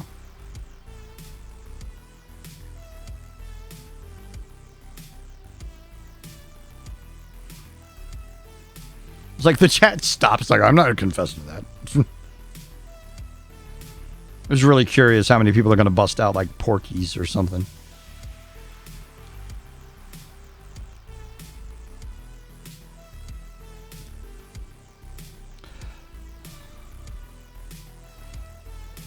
Yeah, I'm pretty sure all the Terminator movies were ours.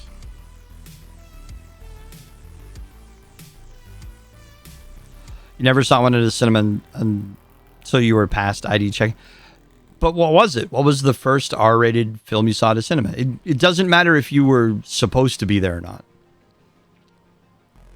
But was Bonnie and Clyde R-rated? I don't remember. Did they even have like that kind of rating?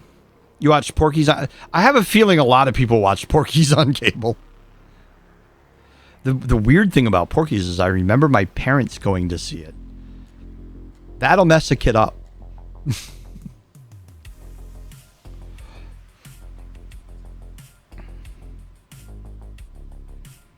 What do you want from me?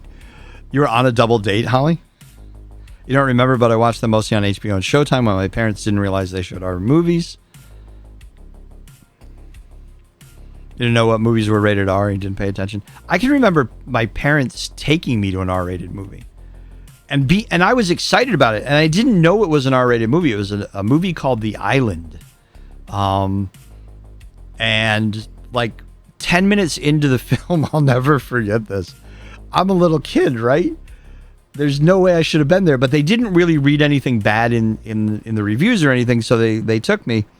And all I knew was it involved pirates. Well, it was about modern piracy, not, pirates. And I just remember at one point, there's this little dinghy that floated up next to this charter boat. And the first thing you see is just like this hatchet. I was like, I'm out. I was a little kid.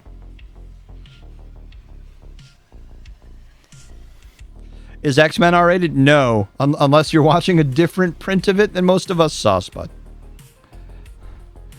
Jaws. I feel like Jaws is probably in that time period that a lot of people saw. I remember my mother telling me I was allowed to see it if I wanted to, but that I probably didn't want to. Coming Home. Good movie, too.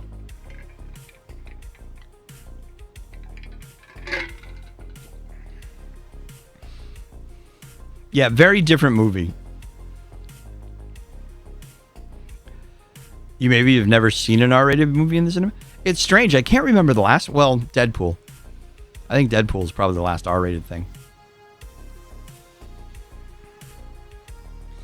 What was the first movie that scared the crap out of you? Flight of the Navigator? Really? That scared you? I guess it could. It had some scary stuff going on. I'll give you that.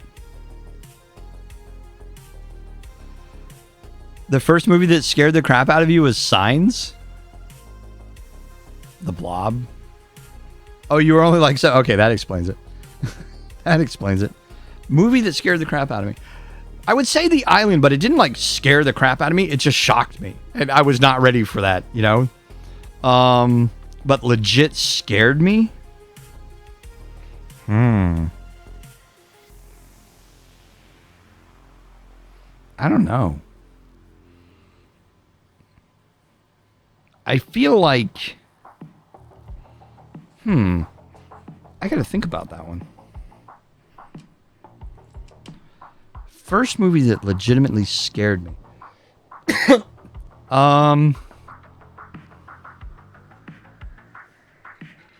See, I have a...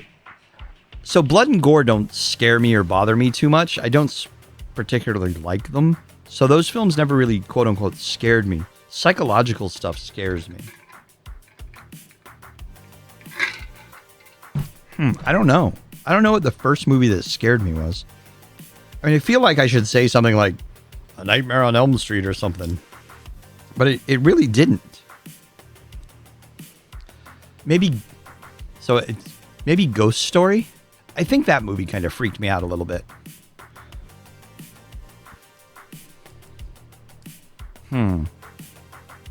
Because again, it was one of those things where I saw it with my parents. And I don't think they fully grasped that at some point there was going to be a rotting corpse in a car pulled out of a lake. Your first scary one was Cujo. See, I keep trying to think of like Stephen King scary movies, but I was never afraid of Stephen King movies. I read all his books, so it didn't bother me. Yeah, see, exactly, Fargonaut. I'm the same way. Gore is not scary. Al Gore a little bit, but movie gore, no, not scary.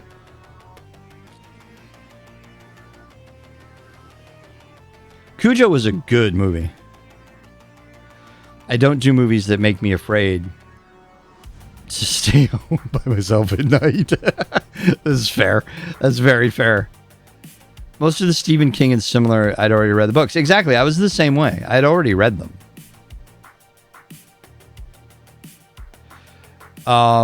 Maximum Overdrive, Holly, is what you're thinking of. Where all the electronics came to life with Emilio Estevez and the truck with the giant kind of like goblin face on the front. Maximum Overdrive. It was a really bad movie.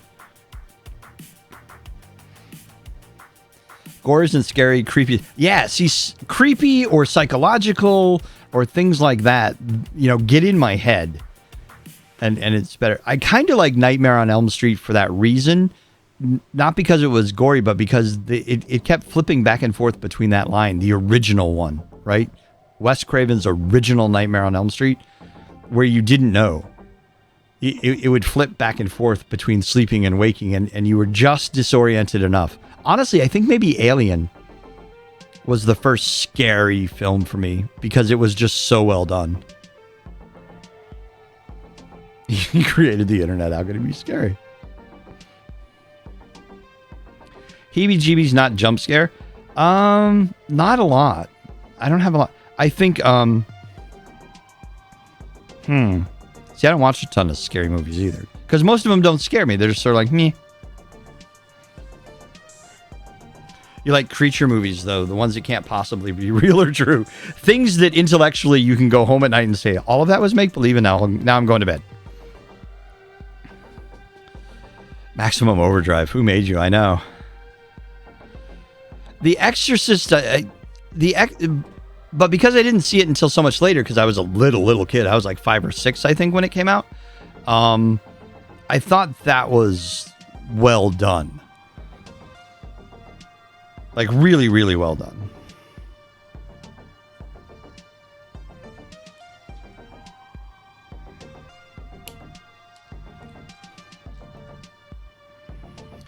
I never thought the Amityville Horror was very scary at all.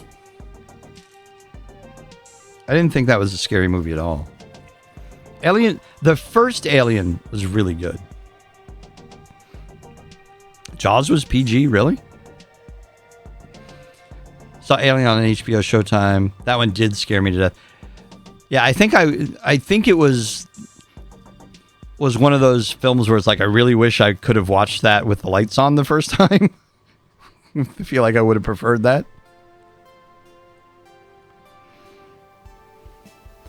But see, again, I think with Alien movies, it's not that it's like a creature feature. They're not gory. They're suspenseful. They build like all this tension, and that's what gets you. Because you're trying to deal with tension. Anita won't watch them for that reason. She doesn't like that super tense, you know?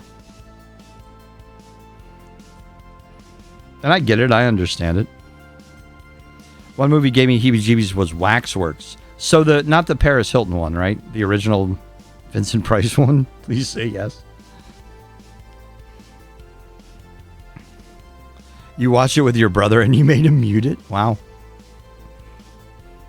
The Stranger scared me most. That was a really good film. That was done very well. The Others is another one. Aliens was just kick butt. True. The Paris one is Wax Museum. Okay. You're with Anita. Give me Jungle Boy. That is exactly something she would say. She would go for the Disney films or Pride and Prejudice or anything like that. Long before any kind of scary movie. It took us forever to convince her to see It, Part 1, and she's never seen the second one. She will not watch it.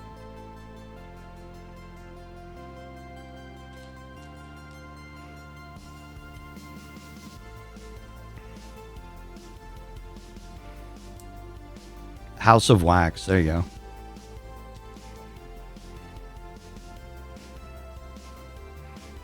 Pride and Prejudice, Emma, all those things.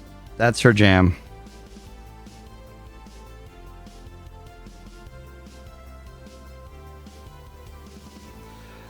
So the original The Fly was unsettling. That was less scary to me than it was like just freaking nasty. There are things that will never bother me, but there are certain things it did. When he peeled his own fingernails off, when he was just, it was like, that's when I was out. I was like, nope. Do not want.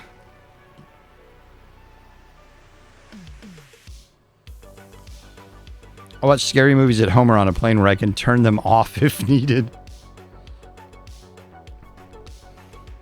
Yeah, it is, and that's the one I lost on. The original one didn't bother me at all. The new one did. There was just because that thing, the fingernail thing, got me.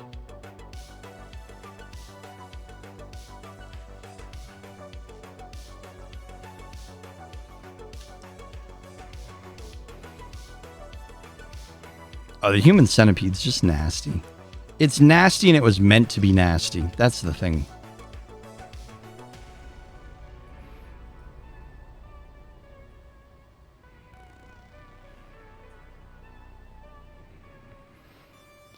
Oh, you mean woke you up as in made you realize that there was a real thing under all of this? Ooh, that's a good question. Like Patton with war.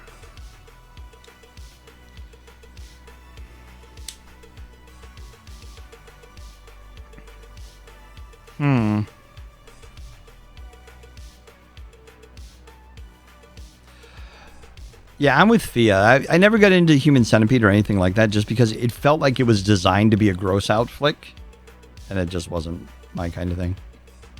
Hostel made me not want to travel internationally.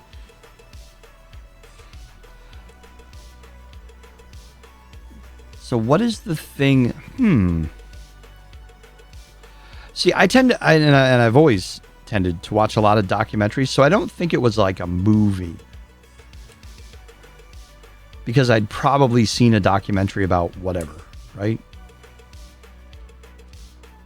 Patton was definitely one of those that sort of did put things in a new light for me in a few ways, but I tend to watch documentaries a lot, even as a kid. Because if there was something that like I was interested in or wanted to know the real story of, I'd go look. Right? I'm busting this thing all up.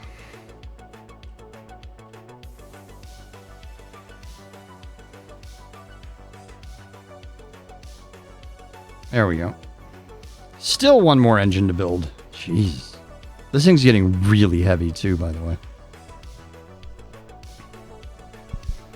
See, I always did. I would go and find things, especially like history stuff.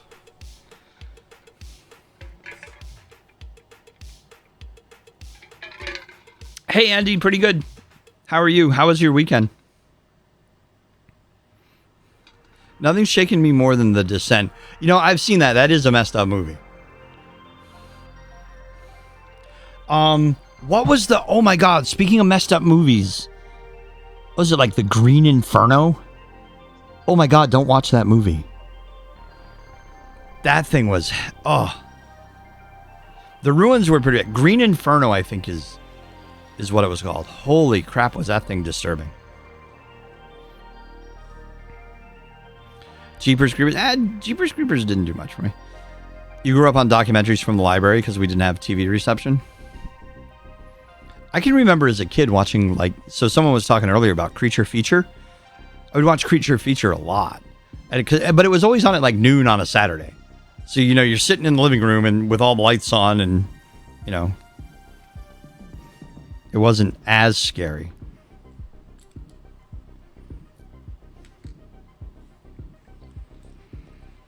You watched a lot of PBS? I did too.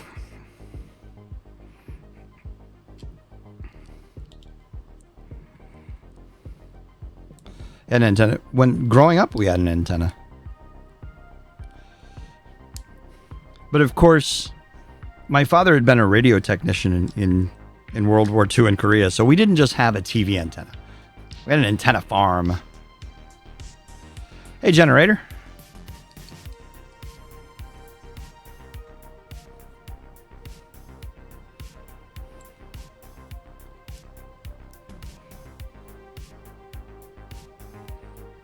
Just looked up Green Inferno. Cover shows hands all over something. Nope. I told you.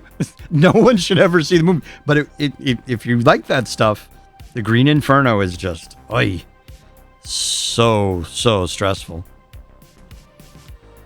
You loved... Thea's desperately trying to change the subject. You notice that? Bob Ross, Anne of Green Gables, Poirot. Like, stop talking about this scary, creepy crap. Had the roof antenna, which got us PBS. Never got any. See, we had the roof antenna, but we also had the rotator. So there's like you could turn a knob that was on top of the TV and the antenna would rotate so it would tune in other stations. Like I said, Dad was a radio technician during the war.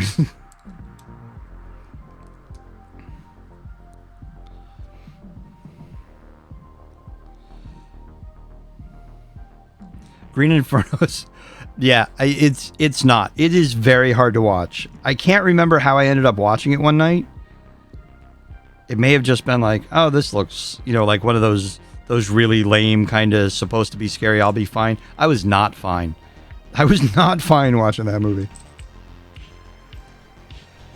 I'm trying to think if there's a movie I've ever just like, that's it, I'm out and turned it off.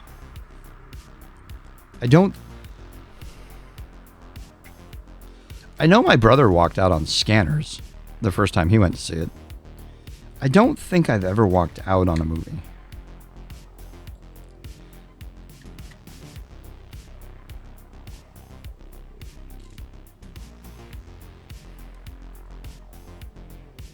Not really trying to...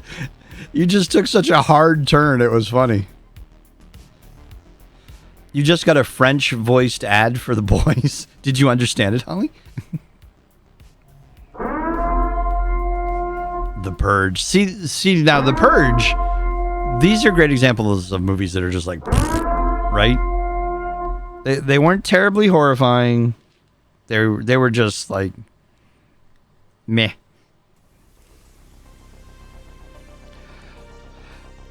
Did watch it. See, I was never scared of the Amityville Horror. That one never registered for me as like scary.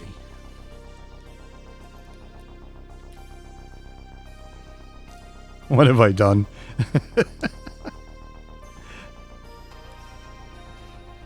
Never watched any of it. I watched the first one, Mevit, but I've never watched any of the others.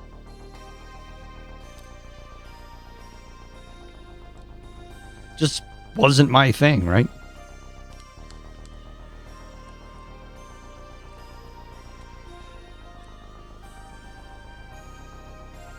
The damn black cat gets you every time.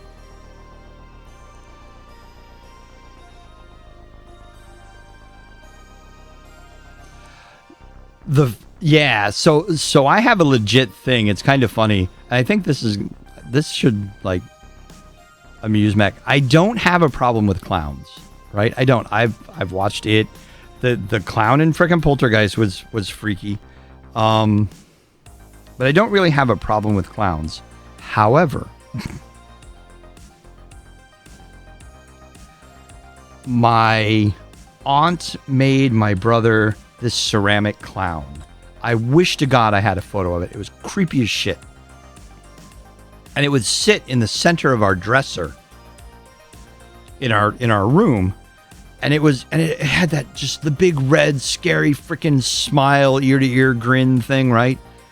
And it would scare the crap out of me when I was like 6 years old, and this big scary flipping clowns in the middle of the bedroom looking at me. And I don't know at what point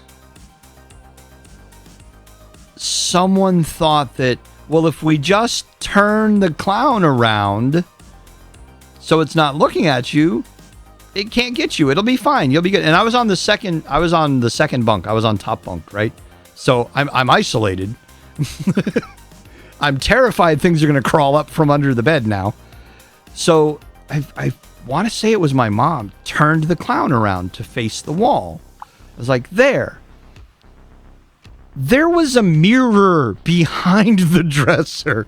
So all that did was mean the clown was looking at me by looking in the mirror back over. It was a nightmare. It was so terrible. It wasn't mine. It was my brother's, and my aunt had made it, and there was a big thing, and it's just like, nope. But when she turned that thing around and I realized that it was staring at me in the frickin' mirror, that was not a good night. That thing would just terrorize me constantly. The scariest part of Poltergeist. Oh, the old creepy priest dude, yeah. Not sure what the film was called, but a woman was stuck inside a prototype apartment with a dead body And the implication was that she'd killed him, but every time she slept, the body would be moved when she woke up.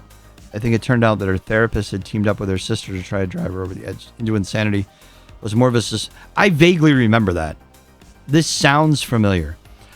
You know what movie is just a really good... Just like a really high-tension movie, and if it's not scary, it's not gross, it's not terrifying, and if you ever want to see Michael Keaton at full crazy, I want to say it was Pacific Heights. Pacific Heights is mental. If I remember correctly, it has Matthew Modine.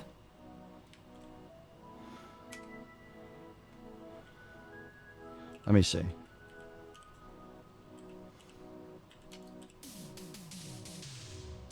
Yeah, it's from 1990. It's called Pacific Heights. Michael Keaton, Melanie Griffith, Matthew Modine. Oh, it actually has Tippi Hedren in it. It is a messed up flick. It was so good, though. Not a scary film, but just, whoa. There you go. It's the music. I think music plays such a vital role in every film, and not just scary movies. Slug doesn't want to hear some more creepy stories.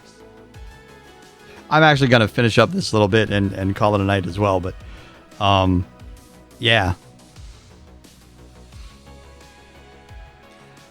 But if you're looking for a movie that's not creepy, that's not scary, but is just really good and is really intense, check out Pacific Heights. It was pretty good. Have a good night, Slug. My mom had a picture of herself and her sister on Santa's lap that terrified me as a kid. It was in black and white, and I did not recognize the people in the picture. Oh, I could see where that would be, like, seriously stressful. No, Slug, you're fine. Don't apologize.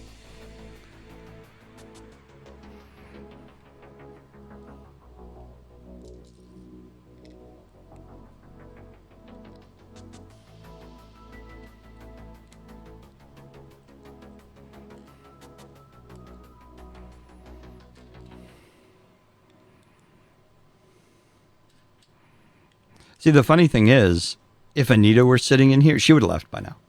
She wouldn't have want to have heard all this stuff either. She does not do well with scary stuff or like really, really tense things.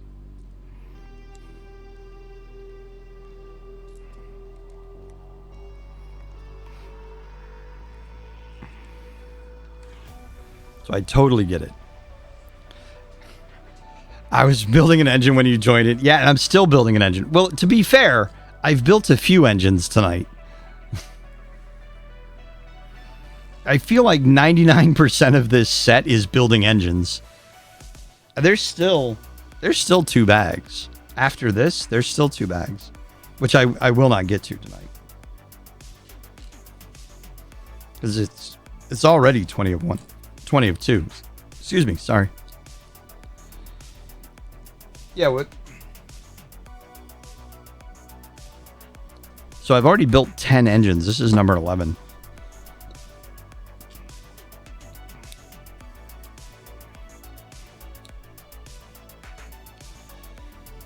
Big things.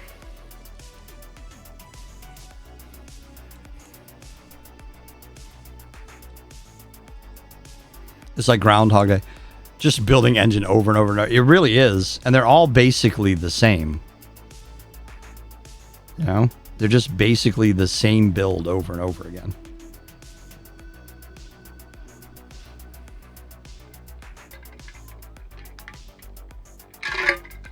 They have slightly different connections and slightly different designs.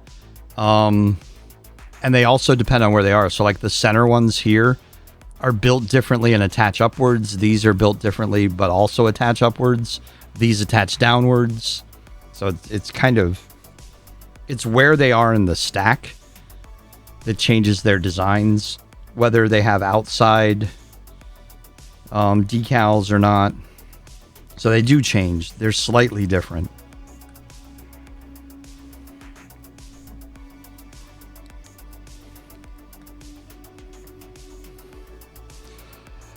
Yeah, there's really no shortcut. They're all kind of an individual build thing, and you're just kind of stuck getting through them.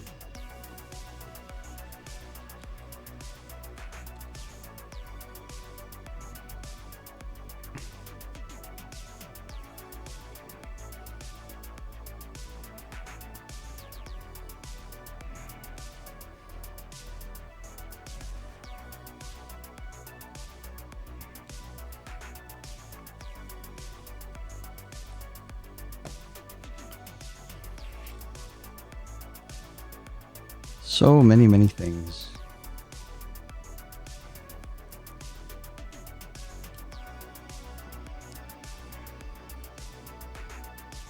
So now that we've gone through like all of the horrific permutations of films, what would you say is your favorite all-time television show? Favorite all-time TV show?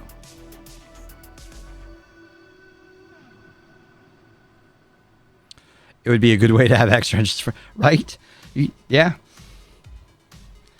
Reading Rainbow. I like it.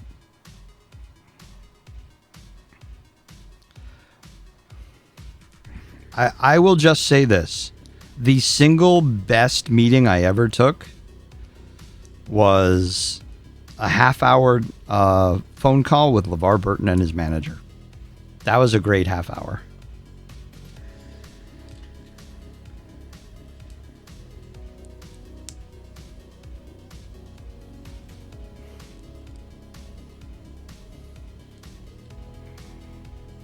You only watch Reading Rainbow because of Star Trek. The original Star Trek. You're not really a favorites kind of guy, Fargonaut? MASH and Big Bang Theory. Fan, West Wing. 500%.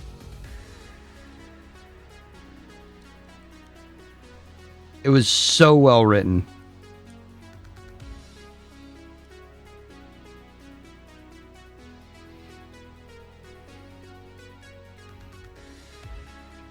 Star Trek The Next Generation. Yeah. Yeah, I had a conversation with him. I actually had a Zoom call with him. Super nice guy. We actually had a conversation about he wanted to blur his background, and I was using a black background blur. So we did a little 5-minute tech support after the call. Super nice guy. 100% genuine dude.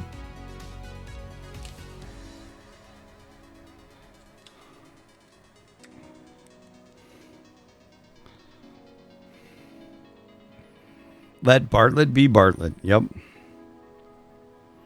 Your brother got you into Trek in 19... What?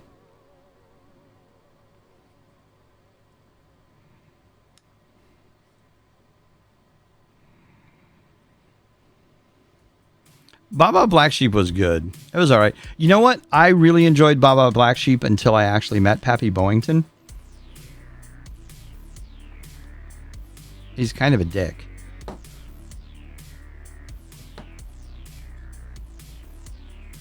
I met him at an air race once. Hey, Bloodborne. What's up, man?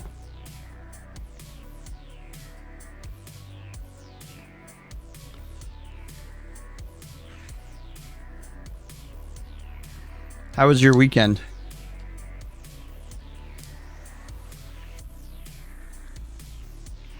Of late, it's Severance for sure. Severance is really good. If anybody's got Apple TV Plus and has not seen Severance, you should check it out.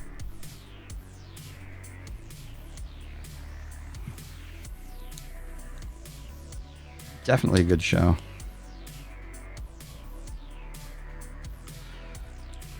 I'll just never forget meeting him at the air show and going up to him and just, I think I had like a napkin or something. And he was doing a book tour. He was signing his book. And I was probably 12. I just remember going up to him and asking him for his autograph with this napkin. And he looked at it and he looked at me and he said, "Hey kid, where's your father?" I was like, "Oh, he's, wherever." He says, "Well, go get your dad and have him buy a book and I'll sign it to you." And he walked away from me. I was like, wow. You know? I never, as long as I live, will I ever forget that.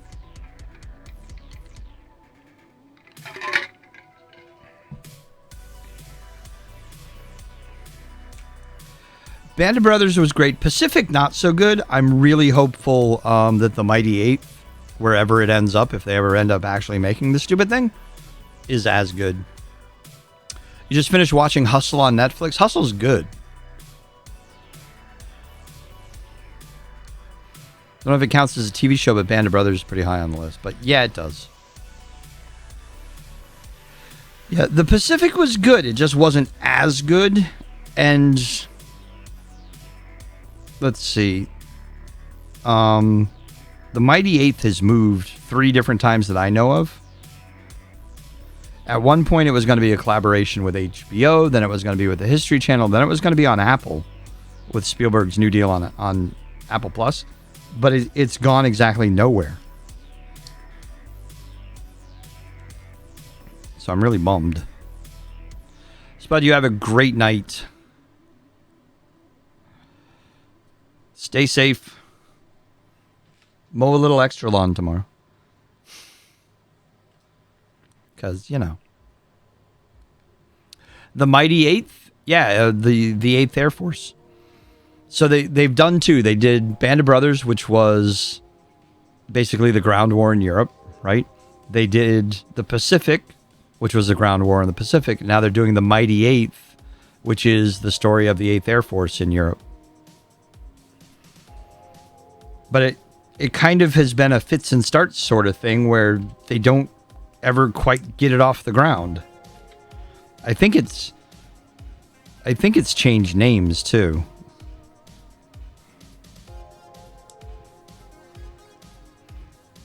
Which is also disappointing.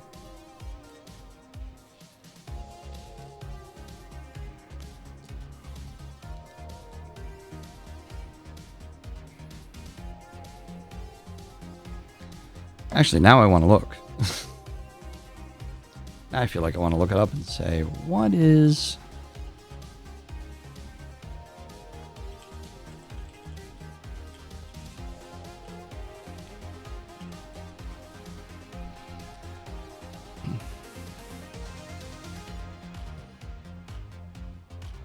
Yeah, it was supposed to be released in 2020.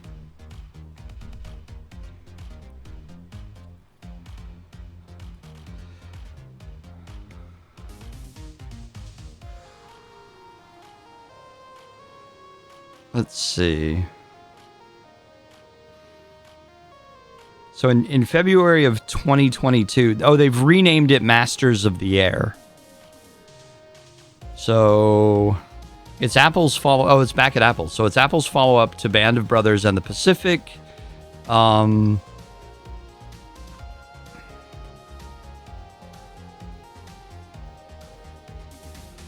It's going to chronicle the American World War II bombing campaign in Europe.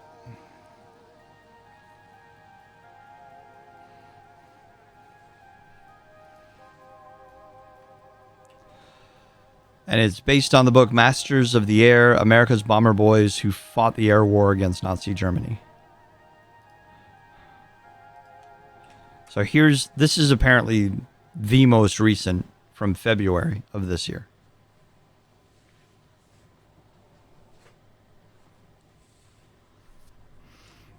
But like I said, it seems to keep moving.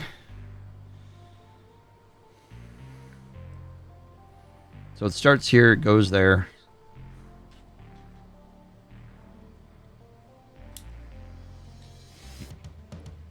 Memphis Belle was good.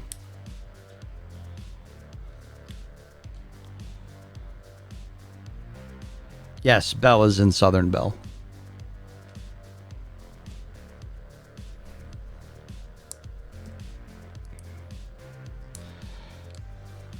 But I think it would be nice to get a Band of Brothers style treatment for the 8th Air Force. I think that would make really compelling television.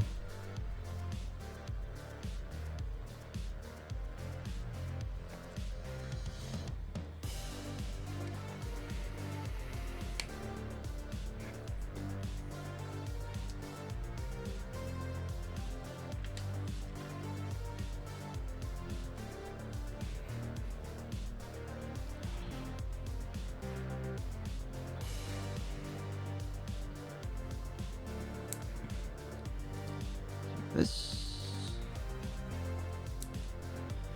And this.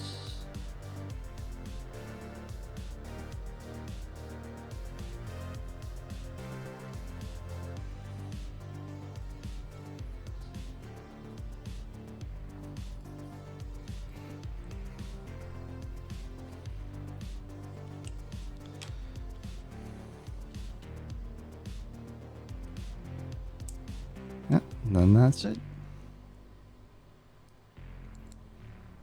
I like the one leftover light yellow 1x1. Just kind of hanging out.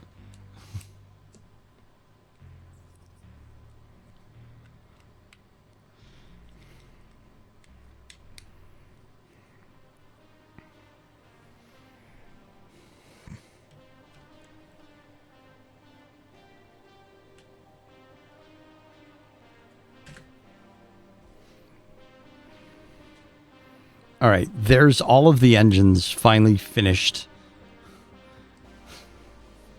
I'm afraid to even pick this thing up. It's so heavy. So that's all of the engines. I thought this was going to be light and I was going to be like all clever and be... See, that's why I didn't want to pick it up. Now things are falling off. And I was going to hang it. I'd be afraid to hang this. It would fall on my head and kill me.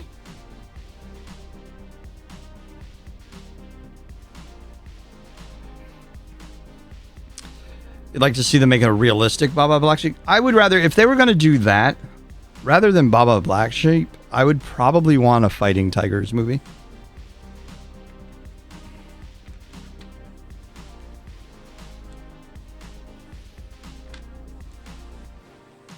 All right. That's going to be the stopping point. That's going to be the stopping point for the evening. Death by Lego would be too ironic, wouldn't it, though, Bobo?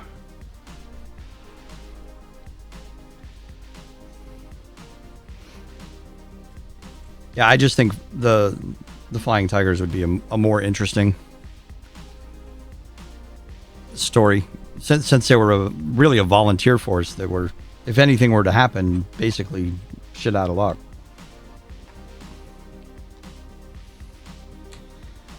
All right. It is late, and that's, in fact, it's 2 o'clock, so it's actually later than I usually go on a Sunday night. But I do appreciate everyone coming along and hanging out and having some really fun conversations about films and TV shows and first movies and all the cool stuff we talked about tonight. I love it when we have long conversations like that and everybody contributes. So one of my favorite things of all time. But I do have to go to work in the morning, sadly, unfortunately. So I now must leave you, even though I have 2 more bags to do. I'm just not going to get to them tonight. So that won't be happening. We will find someone to raid. Who are we going to raid?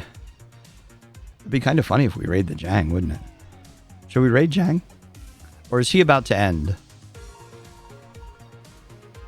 Looks like he's building Gundam.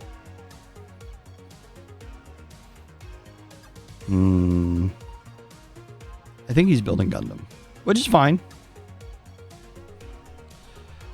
Wait, there's only a total of 8 bags on the chest set? I thought it would be bigger.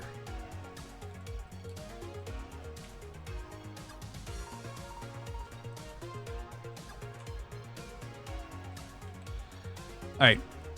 We're going to, just to do something different, we're actually going to go see our buddy the Jang. If you had work, you'd be calling it. Nah, I do pretty well on comparatively short amounts of sleep and rest, so not too worried about it. But and thank you everyone for hanging out. I super appreciate it. We will be here Tuesday night at 10 p.m. again as part of the raid train. The link to the raid train is down below. Everybody who is on it, you should be following.